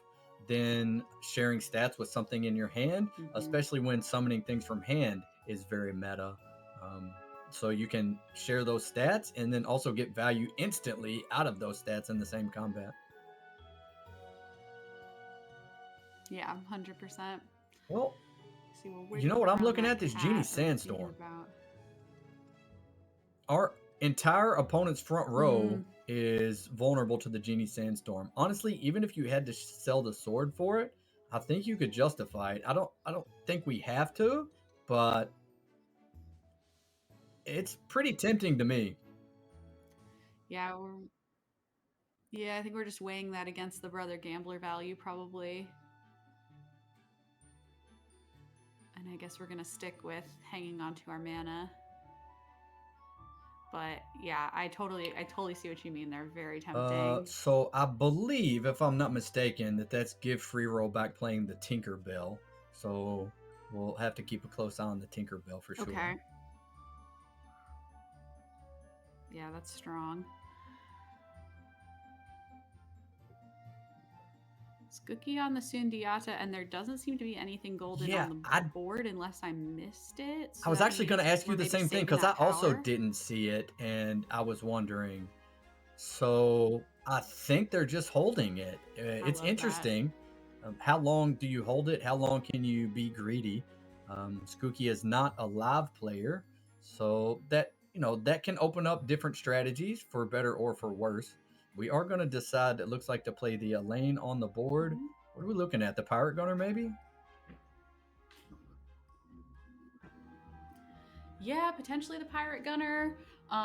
We Yep. could theoretically start cooking here. Uh, yeah, lots of things to consider. Yep. This is a nice shot for Okay, us. so we go with the Rapunzel's Prince. I was also thinking there was merit for the Pirate Gunner and Pirate Cook combo when we already have a crew member, but we're going to opt for the Mhm. Rapunzel's Prince, which is very reasonable as well. Yeah, I'm also hearing live from our studio. Uh, we have someone named Albert, who is the artist behind the new parrot art. Very worthy of a shout out here. I really like the new parrot art. It gives me like some rainforest cafe nostalgia. I really like the colors. I like the composition. So yeah, speaking as a fellow illustrator, I'm a big fan. So yeah, kudos to Albert for this new artwork. It's exciting to see more human-made artwork make its way Yeah, into the the game as we colors just are progress. perfect for me. I love the colors of the artwork, and it is my understanding that there's more artwork that's very soon going to be added to the game. But understandably, Lara didn't want to add anything right before the tournament where it could throw people off. Just adding one piece of art and the parrot very recognizable, of course, certainly a non-issue. But yeah, I'm excited to see even more. Mm-hmm. And speaking of more artwork, the way that Fairy Tale Fables is potentially going to get more artwork is through a Kickstarter campaign. So exclamation art in chat for anybody that wants to help support. Okay, so we have a pretty good back row. Our front row looks like it might need a little bit of work. And tomorrow's Taylor. Okay. Ooh, I really like these two picks. I do think that Adventuring Husky has become a little bit more situational, had a little bit of a stat nerf, not as exciting to necessarily pick up. And we don't, our back, like you said, our back row is sort of settled. So we don't really need that as much. I like the back row destruction here going up against this next opponent. And I just, in general, yeah, these two as a pair in this shop, especially with the Rapunzel's Prince, Yeah, and I like as we all of that a lot. scout, it looks like we have enough attack to slay at least three of the four things. Now, the board could look different, and we don't know if the magical fox on their board slayed, so it may even be something that the Tomorrow's Tailor could slay against. But speaking of slay, I wonder if we're going to end up in a full slay game here. And I say that because we picked up two slay characters on level 4 this turn. We have an Agent of the Moon already. We have a slay item, not to mention the parrots, which are also slay characters. Hmm. Yeah, no, very possibly. And, as we've seen today, we've had two runaway sleigh trains taking the last two crowns in our last two rounds. So it very well could happen. I know that a lot of that stuff wasn't happening at 4-0 necessarily, but, maybe you build into it right from jump. We do Yeah, get the so it can victory be tough to catch here. everything when you're watching fights at 6x speed, but if you do watch the fights fast, you have more time to make your decisions, which is something that is very important to these players. However, something I did notice is this Tomorrow's Tailor has 13 attack. It attacked into our opponent's Magical Fox that had 14 health. We did not, in fact, get the Tomorrow's Tailor slay. It's Oh, so close, so painful, but unfortunately, we're over one so far. yeah. Yeah, and that does happen. Our Tengu did slay, if I'm correct. So at least we got a little bit of scaling there. Yeah, shout out to 6x speed. Uh it's given my brain a good workout. And I guess we have to see what we want to do here. I imagine we're thinking about rolling. Interestingly enough, it looks like we're a slay board, but our upcoming opponent has slaying school, the slay treasure, that when a slave character dies, it gains +2 attack. Hmm. I think we wish we could have that right now, but we don't. In fact, we don't have any treasures. We did pick up a pair though, so maybe that will lead to our first treasure coming up in a future turn. Yeah, it looks like they tripled that parrot early. Uh, and yeah, slaying school is great for that. But yeah, we got these pretty big back row rangers. They also have a pretty big back row ranger. They've got Yeah. an early star Also, child, which is interesting. Although I guess that could have been yeah, a we'll mix have to up. see if that's permanent or not. Also, something that we haven't seen a lot of. That's a Mycroft, a golden Mycroft, in fact, and getting value with the tracking dog still on board. We may, in fact, still see the tracking dog because the tracking dog at the start of the fight gives you extra hero attack, which gives a buff to the Mycroft. And while the dog itself is not Hmm. necessarily strong, the combo together, it works pretty well.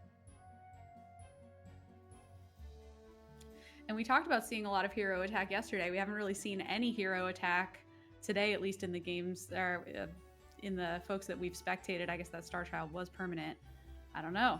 Who's to say? This could be it. This could be hero attack time. Maybe. They don't seem to have a lot of the other pieces for it, but that big golden I'm Mycroft glad is you handy. pointed that out. We saw a lot of hunter boards in day one leading up to day two. There were 7 rounds for these players, and it just felt like there were hunters somewhere in every lobby and mostly doing well. But you're right, we just haven't seen hunters at all today, really, which is a bit of a surprise. I wonder how much of that is adjustment by the players or maybe the opportunities haven't arisen. Just goes back to what you've been saying. Just the diversity is quite nice. Mm-hmm. Absolutely. The shop would really like us to have a duelist. Uh, but I don't think that's the direction that we're Yeah, going. there's also another slate item in the shop, Thinking which about a God Rays plus the slate item maybe is a consideration here. The slate item is pretty tempting, I think. It just kind of works on our board right now and feels like it might be the path that we're going. Yeah, absolutely. In God's Rays, when you have 7 plus 13, you got 13 cards in hand. That's the best value you can get for that spell.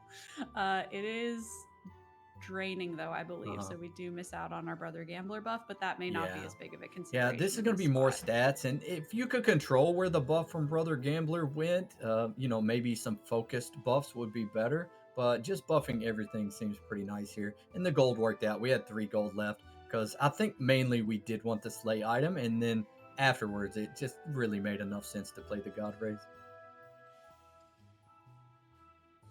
Yeah, absolutely. And I'm imagining in this next shop round, we're going to want to maybe get our hand consolidated a little bit here. 5 is where things can really start to take off for a sleigh board. So we'll see if that's where we continue on going, or we did pick up that moth, which is interesting. I've the, once again we've left ourselves open to lots of different things. I think we even still have those pirates sitting So this around is in our hand. first So look at Farouk's board, who is lots of also a potential. live player, and we tied them. They're still at 22, Mm. so really have to keep an eye on the Demeter. Also, give free roll back the third live player, Witcher that we're watching, Farouk who we just faced, and the Tinkerbell, who's at 31 health, full health, has a lot of dwarves on board, and well, with the start for these 3 players, it's looking like there is a real chance that we might crown a winner after this particular lobby.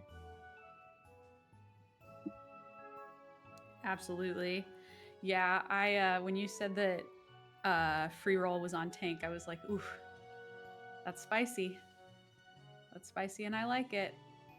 Rolling past that Yeah, so Hermes. I think that means maybe we're not focused on Slay, although that Kleck is a Slay character and maybe is interesting for us. But what we do see is a lot more item gameplay. This can mean a lot of things. We're growing items on the smithy, which is pretty strong. Also, look at all the economy that we have. We're still at 28 health. We have a full hand of characters. We have a lot of items. And if we can play enough tempo while having this economy, it just opens up so many possibilities. Yeah, absolutely. And I'm looking at the Tinkerbell board, which has those Oris in the back row. We are probably about to demolish their back row, so that'll be interesting to see how that then holds up. Yeah. Because it is a big board. But I imagine a lot of those numbers are Uh-huh. coming from that aura effect. And once she's wiped off the Well, map, yeah, it'll be interesting. As we said, going even more first, really item gameplay important. here. We pick up the dagger, throw it right on the smithy. So, that could lead us a couple different directions. As we've seen multiple times today, we've seen some dwarves, we've seen some pirate monkey, but it doesn't have to necessarily be either one of those. The daggers are just quite strong. Are we intentionally floating a gold here? Probably not. Well, maybe. No, we do have 2 mana. We are intentionally floating. Okay. I forgot No, that because we it's had 3. spent a mana. So we are intentionally Mhm. floating a gold here so we get a Brother Gambler buff. Well done.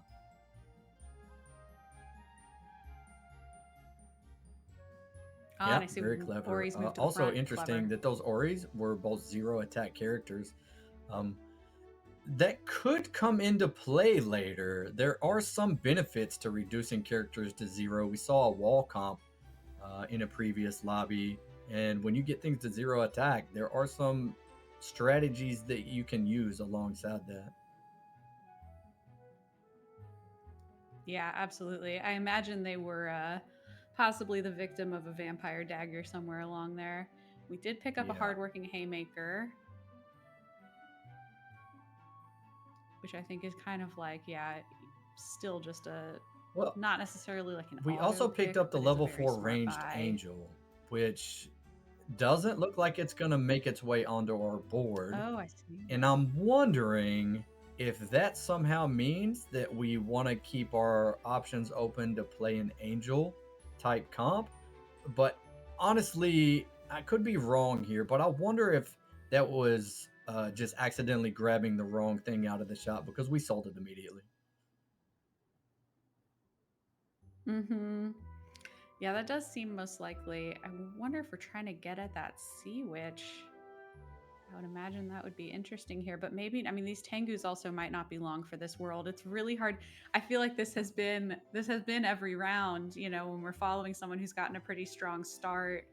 The options are so open. It's honestly Hmm. hard without being there in the room with them, hearing them talk Well, about what we're they're doing the same doing. thing we It's did hard to last know. turn. We're at 2 mana because we used one, and we sell to get to 1 gold. So a combination of 3 between the gold and mana, which will allow us 1 buff from Brother Gambler. And we have characters that like to accept those buffs. I mean, we have ranged characters in the back. Haymaker doesn't mind sticking around for a while. Smithy is a shielded character. And then we have the pair of Tengus. No treasures still. So at some point, hopefully we can do that. But it's been really fun to watch these players navigate these games without relying on treasures. Absolutely. Yeah, and further down the ladder, it does sometimes feel like, oh, the treasure is going to be like my make or break thing to get through this game. And it's pretty amazing to see a level of play where you're not even really like, yes, maybe a treasure is helping you get over the top, but the just fundamentals of And building the board are speaking of so strong. treasures, we've talked about the variety of comps that we've seen, but we haven't seen as big of a variety of treasures because there's a chrono crystal. We've seen that time and time again. We've also seen a number of Mm-hmm. anvils as we've been talking about the item based gameplay that we continue to see. Anvil has been prioritized by at least some of these players, if not all of them. So we're continuing through this lobby. We have Witcher, who we're spectating and who is live, still at 28 health. The Tinkerbell and the Demeter are in third and fourth place. These are the 3 players that have the potential to win the whole tournament by winning this particular lobby, but there are still 5 other players remaining that are trying to prevent that from happening.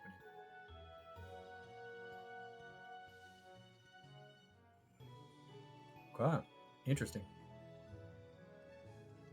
All right. Yeah, I know. Really interesting. Oh, maybe we're just maybe we're just doing what's been working. Yeah, Because now I'm seeing a nocturne in the shop. We're definitely yeah, mousing over that. Can we get it on yeah. board We for this certainly turn? I could. There's imagine a we free want coin in the to. shop, which helps us to do that. Um, so yeah, the moth with the star child has some potential. We also have some slay things happening already. So the Nocturne, where do you put it though? You don't really want to cut the Moth. You don't really want to cut the Agent. And the Elaine is just kind of too big. Some of those stats coming from the Dagger, but it's hard to find a spot for the Nocturne. And I believe that's why we looked at it and thought about it and decided to ultimately pass. We talked about not having any treasures. Well, this shop might finally give us one. Yep.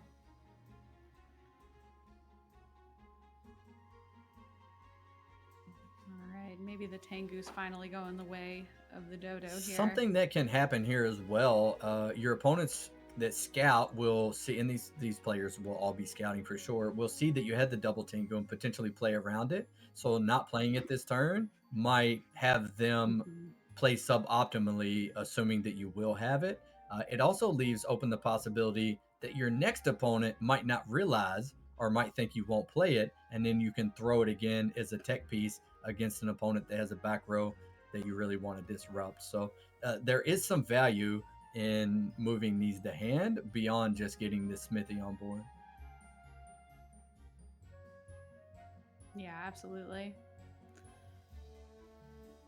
And this Sundiata has become quite formidable, it looks like. I'm wondering what they ended up using their ascendants that's a good question, because we saw earlier when we faced them, they had not used it yet. Looks like on a haymaker.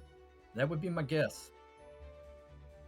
Looks like on a haymaker, and I guess they would have had 2 unless they're holding the other one in hand, because they are at 6. Wait, wow. They're going to have another ascendance here to be able to use it on the second haymaker.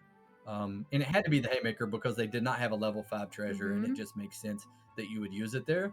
That comp gets strong really quick with the second golden haymaker, and I'm assuming that's what's going to happen there.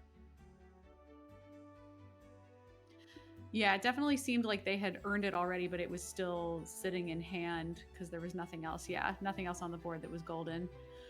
Okay, we take Divine Messenger, which is going to be a bit of a boost treasure. Now we're mousing over the Archdemon, which is interesting. I don't know.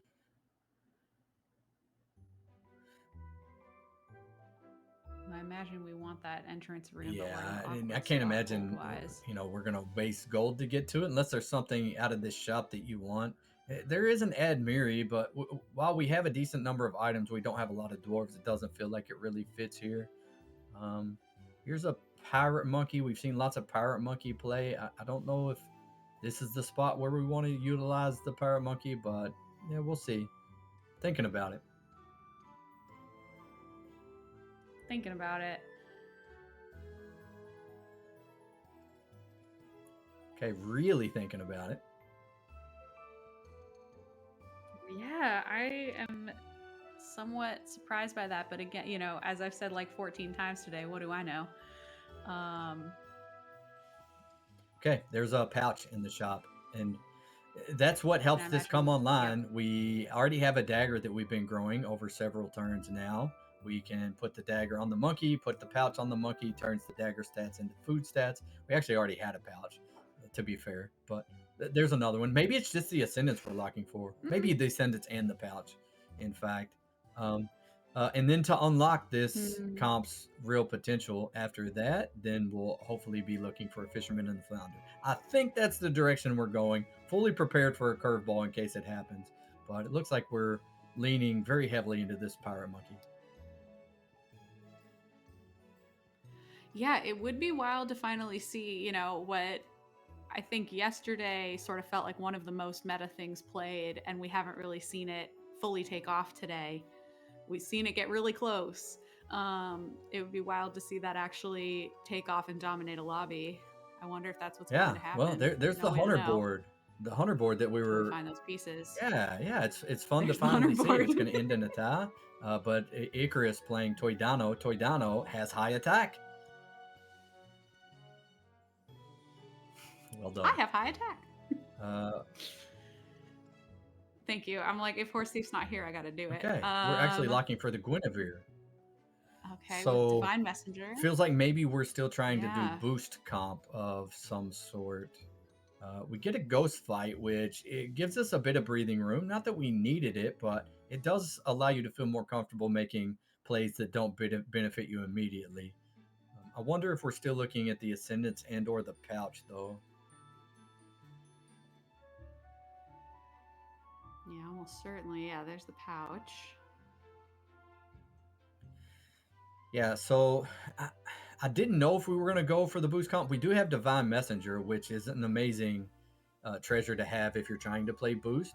And I think that's ultimately where we're trying to end up. But as I say that, we pick up a Titania, so we're doing more things with stars and the Star Child. This is a combination of things where it does feel like it's still a little bit flexible as far as to where we're going to end up in this one. Yeah. Yeah, and this is another for me another big takeaway in terms of me taking notes for my own personal play of, leaving yourself open to all of these different lines, leaving yourself flexible, not letting yourself get pigeonholed. It's pretty amazing to watch because yeah, we wouldn't think that all these things would go together, but they are strong, and we're gonna live long enough to figure out what our final comp will be, and that's I, the name of the game. yeah. Still have this huge I'd smithy like to growing these point out as items. well that Hermes Blessing in the shop, it costs 0 gold, and we have a ranged character going first, so we would like to attack first, but we're Brother Gambler. If we spend that 1 mana, we miss out on a Brother Gambler buff, and it looks like we are in fact prioritizing that as opposed to attacking first. I mean, I would as well. It's a coin flip. We might attack first regardless, and really the Titania is not the linchpin of this comp. As we see our opponent, even though they're a ghost, it looked like they had a pretty strong board at that glimpse that we saw. Yeah, absolutely.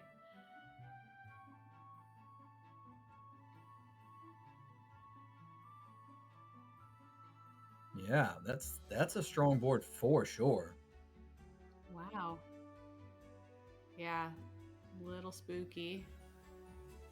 Yeah. Oh yeah, we don't quite make it over the top. Yeah, man, slave Wait, stars. wait, Who wait. We have would some have things that are thought happening this? and that I really have to highlight. Demeter, the ghost, was Fireoak. Fireoak was Okay. live. Fireoak is out. Give free roll back, the Oh, all Tinkerbell, right. on 1 health. Um, somebody in this Yeah, lobby they're getting bullied. is This really, is targeted. really Yeah. putting a dent in players' health totals. It's not us, meaning Witcher. So I'm curious who that's going to Mm-hmm. be. Also, it's kind of wild that we get a second ghost fight in a row. And that's kind of nice. Having said that, we did Yeah. just lose to the previous ghost. So let's see if we can hopefully not take damage against this one. Hmm. Potential for a treasure here. We're gonna sell to get at it. Oh my god. No, like those items are too big. Yeah. Um, there's a lot on the line here. Yeah, I'm really curious to see if Give Free Roll back on the Tinkerbell can survive another round, then 2 more rounds. Because Witcher and Give Free Roll back, the Mhm. Tinkerbell player, are the two players that can take down the entire tournament here in this lobby. But, there are a lot of players, including Icarus on that Toydano, with that high attack and that Hunter gameplay that's trying to extend this into at least one more game.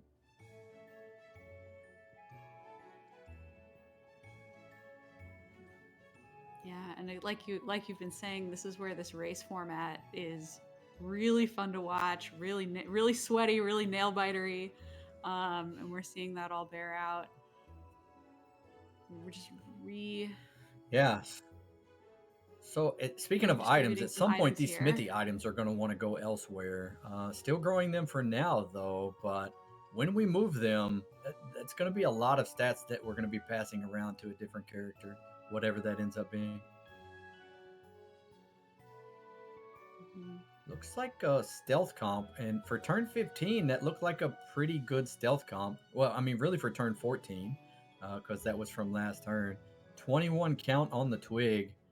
Let's see, though, are we competitive against it? The summons in the front row are pretty good at disrupting our stars. Yeah, even without playing that turn, Firewalk is able to tie with Witcher here. So yeah, it just again goes to show that there's somebody in the lobby that we might need to be worried about. We just don't know who that is yet. Whoa, maybe we know who it is. Okay, we Oh. figured out who it is. Yep, yep. Um, okay, well, that is give free roll back. 1 health, the The last timing. health, that last one. It's the only one that really matters, right? You just need 1 health to be able to win a lobby. And give free roll back has their eyes on winning the lobby for sure with what we just saw. Oh my god, the timing of that was fabulous.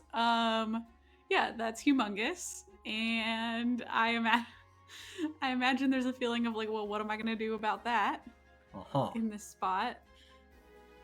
Well, I did mention What are we give gonna free do roll about back that? leading into this one doesn't have a first place yet here on day 2. A second, a third, and a second. So incredible performance. I think give free roll back is Mm-hmm. thinking, all right, hang on. Let me see if I can show you something. Um, we take the poison. Yeah, Yeah. we take the poison apple. Oh We have my the Witch gosh. Hunter's Talisman. That's going to help us against this board, but only a little. I think it might help us survive from 14 health, but I think that's all we can do is just try to survive right here. Yeah. Yeah, it's a really tough spot, and this is what's hard about playing 2 ghosts in a row is it's almost like you're not actually seeing like what's going on in the lobby per se. You're seeing what was going on in the lobby a few rounds ago, and it's been nice because we've gotten this sort of breather. But yeah, then you have Yeah. something like this, anticipating drum roll. Uh, massive, massive stats. They did find their fishermen and flounders. Uh, yeah, some people have really, Yeah, we've talked really about how taken off treasures here. haven't been a primary focus. I mean, always are important and play a part and have an impact on the lobby. But anticipating drum roll specifically on that board, that is the thing that I've been waiting to see. I figured it would happen at some point today, but that treasure with that combo of characters on board, it's just crazy. And that's how those characters that start out relatively small end up in the thousands by the time the fight starts. Oh, Yeah. yeah, yeah, yeah, yeah. Oh, we do live. Wow. So Okay. the thing about that is the strategy that we're going for. We have to be thinking to ourselves, well, how do we win this next fight? Also, we need to win the lobby because Tinkerbell wins the lobby and this is over. So we can't only think about this round. We also So, have to figure out how to play against Tinkerbell. So it's a dynamic that you might not get in a ladder lobby where you're really just trying to get a higher placement, maybe. You're just trying to face and focus on your current opponent. We have to plan ahead here, and it's not going to be easy to figure out a way to compete with that board we just saw. But we need us or somebody else to be able to deal with it. yeah, and I wonder what that looks like in this spot. I mean, my first thought is when you're outstatted, pivot to scam, but we're just not in that neighborhood much at all. It's not to say that we couldn't be by the next time we see Tinkerbell, but like you said, we also have to win this next fight or tie it. Yeah. We don't really have any more health to spare. And they're not looking as big as the Tinkerbell, but that's a formidable board. Yeah. They've got a little bit of everything. They got some Well, summons, they got some stars, they got some the scam, stars are scary. some It's back row double golden star destruction. child with a golden moth and a golden Yeah. titania. Those stars are absolutely scary. And I didn't get a good look at what they're summoning from hand, but with the duelist on board, yeah, that might be a problem. Exactly what you're saying here. Some scam pieces could be nice if we were stronger on board. That could make some amount of sense, but we're just not there yet. I think we're still in the survive stages of things. Yeah, and it's a heartbreaking spot to see, especially we did come out of the gate really nice and strong. We stayed strong for a long time, but it is like it's a tale as old as time. Eventually you run up on the person who's been bullying the entire lobby out of their shoes, and things from there might start to fall apart. So we'll see if we're able to make it through this I don't next feel good round about it alive. I don't either. feel good Sometimes the about Witch it. Hunter's Talisman can, get that last thing on your opponent's board, and that can be the difference. But I don't know. That looked like a really strong board that we're facing.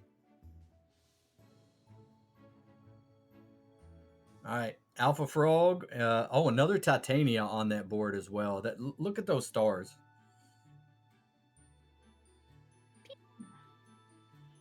Yeah, 3, 2, 1. Yeah, and Ooh, yeah, oh, and the Duelist is a oh, bit of it counter tech against our hurts. own stars because you're just able to summon more things. The original board we could have dealt with, but then the summons from hand were still around. Mhm. So normally we go and spectate the player that knocked out the player that we're spectating, but in this case we have one player remaining that's live and one player only. That's give free rollback. I think we really need to spectate from their perspective here. Yeah, absolutely. Yowzers.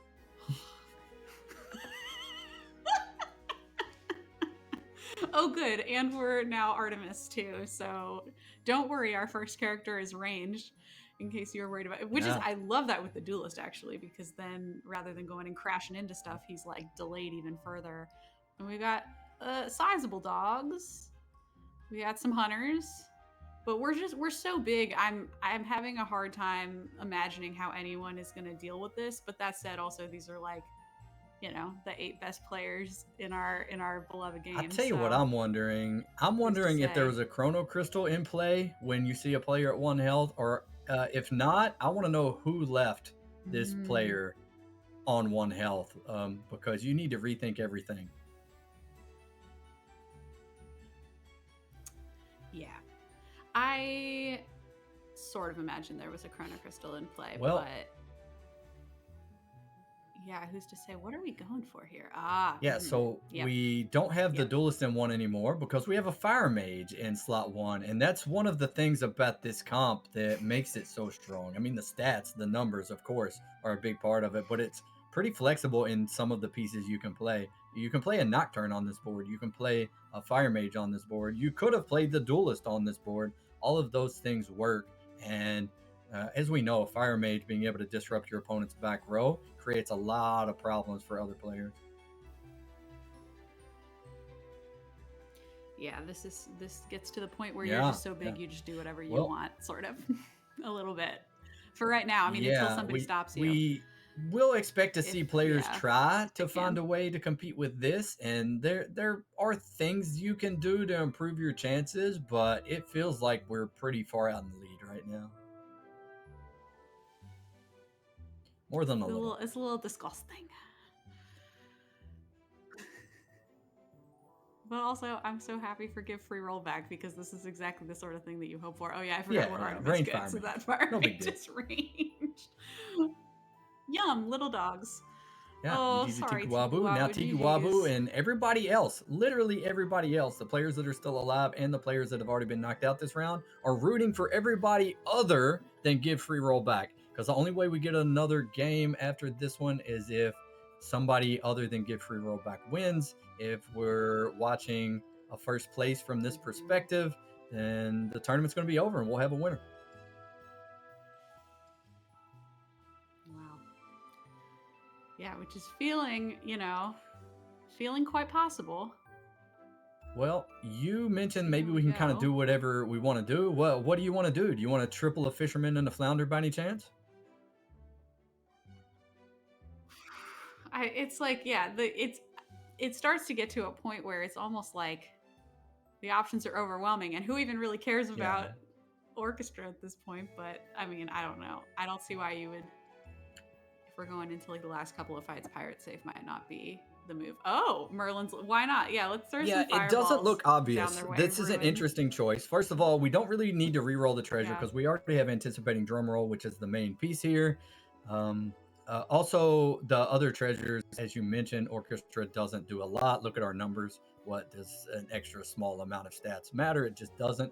But what Merlin's lessons can do is it can disrupt something your opponent is doing. Like if they try to play a chair, if they see the fire mage try to play a chair, maybe you can pop the shield on the chair with a random fireball. So that's a nice. I'll say it's a tech Mm, treasure. It's not one you always want to take outside of mages, but we're seeing a spot where it honestly just made sense to take it, and maybe it gets value, maybe it doesn't. Mhm. Yeah, how many mages do we have? We have the monkey and the fire mage, or those are our two? Yeah, we're not going to be firing a lot of fireballs, but yeah, just even if it It'll was just be two. one or two That's fireballs still at the start good. of a fight, it Hmm. sometimes can matter. Oh, absolutely. I mean, I'm even thinking about, let's say you have your duelist in the back and it doesn't have a whole lot of Well, health on it also, like if our they do, opponents try to pivot to you know? scam, we talked about how scam is something you might want to do against this. Maybe a fireball could discourage Mhm. or disrupt your opponent's scam and holy stars. Wow. Oh my goodness. Okay. I'm like, can this deal No, it's not with going to our be able to, numbers? unless there's enough scam coming out, Oh, yeah. which there is some scam, but it's just not enough. Yeah, I Oh, there said that there are almost ways to is. deal with this. Alpha Frog is, knocking on the door of being able to do something against this board, but it helps that we have the duelist and we're summoning an extra character, and it helps that we just hit another triple. Yeah, this is a, oh my goodness. I'm looking at Doppelganger Diamond and thinking about, oh yeah, this is dirty. I love it. I love it Yeah. so much. Um, God, I can only imagine how exciting this is yeah, have to be feeling if you're good free about it, roll but you right don't want now. to get too far ahead of yourself. You want to continue just to make the best decisions that you can, and True. it looks like the option is going to be to doppelganger the good boy as opposed to the fire mage. It's going to be a lot of stats that can be shared. Mhm. Um, Yeah, I wonder if we're locking for that yeah. rune Well, for it could Double also Dying be the Breath. phoenix. The phoenix will catch good boy stats, so Mm, we don't have a lot of good characters, right? So we can control where those stats will go, and then the Phoenix is a summon. And against that big stars board and that scam board that we saw from right. Alpha Frog, for instance, the extra summon can be meaningful. So it could also be both. I mean, that item at only 8 cost is kind of tempting thanks to Tinkerbell. Absolutely. Yeah, we would certainly be able to afford both next turn. Let's see. So they have in there a Yeah. monkey and We a also see they Gretel. not only have anticipating drum roll, the same treasure that we have, but they're also Aladdin as one of their two heroes. So their drum roll is better than our drum roll, Ah, but is their comp better than ours? right.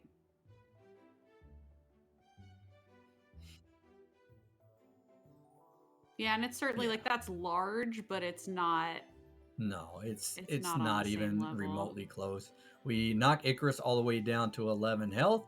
We get a ghost fight, so it's possible that after this ghost fight that there's only one more fight available. So these opponents, the last two players, don't have a lot of time to figure out a way to beat this board, and that's in like that's a steep hill to climb. Yeah, absolutely. So what are like the cherries to put on top of this sundae? I mean, I imagine more Yeah, entrance runes. Um maybe additional dying, put a double dying breath on the duelist. I don't, I'm trying to like, because I, but you do want to keep that space free because of the yeah. doppelganger And diamond. worth noting here that with the doppelganger diamond, we're against the ghost, so we don't need to play our strongest board necessarily. So we're going to doppel the golden haymaker, which is going to give us more stats that we get to keep. So More pretty freedom. smart play here. Yeah, Mhm. we can also always look for Cersei's cup, for instance, or actually a scam piece. I don't think we need a scam piece necessarily. Another duelist could be good, and then we could just have more things to summon out of our hand, which can be good against certain opponents. But what I do trust is that Gift Rollback will be able to size up whatever our next opponent is and figure out what it is that they want to find, and and be able to make the best play available at the time. Yeah. Okay, so this ghost. Wait, is the ghost the big stars board? I think I've kind of lost track here. The ghost is. I have two. It's okay. Well, We'll know in 26 seconds. Give free roll takes such a quick turn.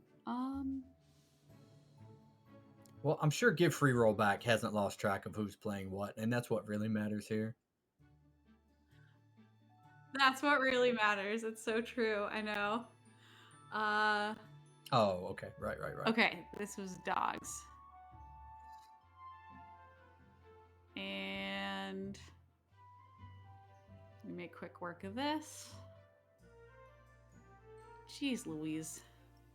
All right, we are in the top two. Icarus is at 12 health, so even if we win the fight against Icarus, it may or may not be enough to deal 12. 12 is a solid amount of health right now. Also has the potential to maybe heal more to buy an extra turn in the combat. We'll have to see about that. As I mentioned, Get Free Rollback will play around this specific opponent and find the strategy that they want to go with, specifically against Icarus.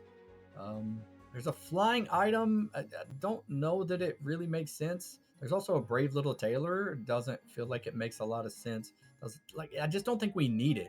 They can be very strong, but maybe we find something better. Yeah, and I'm wondering if there's in this calculus, back rowing some of your goldens, maybe you're hoping to just deal as much damage as possible. But maybe that's not, when it comes down to the entrance. Oh my god. When it comes down to the entrance order, I don't know if that's ideal. Oh the interesting thing here is that we are confident that we can get that first slay here with the Nocturne, and then those stars are going to be massive. So, and we also know that with two golden good boys and not a lot of good characters, that good boy will buff the other good boy. Looks like the video is a little laggy, but it's okay. We get to see the fight. Yeah. Oh, Cersei's Cup lands on one of the golden good boys. That's a pretty good outcome for Icarus. Absolutely. And yeah, this really is like a clash of the titans here. It's not quite enough, but I mean, Icarus did manage to. It's interesting, right? There's an entrance item, also interesting, incredibly strong, and that was also with the Cersei's Cup landing on one of the golden good boys, which was a great target for Icarus. So, also another fisherman in the flounder is massive. We just got a lot stronger. I think we're in a pretty good spot. What I was going to say was interesting though was the fact that felt like it was a close combat, but our fisherman in the flounder still had, I don't know the number. It was like 12,000 health or something. I mean, can you call that close? I don't know that you can. No, you probably can't. I think it's my eyes playing tricks on me. It's like it looks like there's only one or two things left on the board, but it's more what the thing is. Another Cersei's Cup from Icarus. This time it lands on the monkey. In this one, it just too strong. Range good boy. Range good boy gets the final attack here. Yeah. Thanks to Artemis. All right, well, GG. Wow. So many things you can say here. We saw a decent amount of Pirate Monkey played. This one was played very well. I again want to know if this was a Chrono Crystal allowing Give Free Rollback to survive on 1 health or not. Also, I want to point out the drum roll. The treasures weren't really the highlight of the day, but they certainly were the highlight of this final game. Yeah, absolutely. And it is funny. I was thinking, like, are we going to see something that feels more, a la mode, a little bit more in the meta right now, come out in day 2? And we did. And this is really this is at the highest level, Exodia, entrances, food, monkey items. It all sort of came together here, and I mean in the biggest way I've maybe ever seen. I want to give a golf clap here, something that I do sometimes. I think Give Free Rollback definitely deserves it. not only for this final round. Everybody can have a good game, but chaining 4 good games together in lobbies that are this difficult. So get free roll back. Round 1, second place. Round 2, third place. Round 3, second place, and round 4, first place. Um, it's just it's amazing what they were able to do today. Um, and shout out to Give Free Roll Back. Also, if you didn't know, there was a guide that uh, Give Free Roll Back and myself. Uh, they're also known as Zilla Lag, by the way.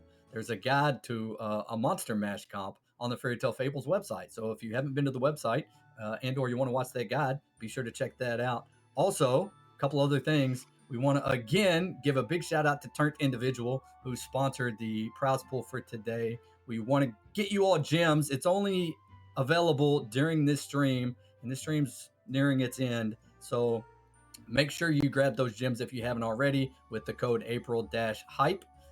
And then there's one other thing that we wanted to highlight, Sarah.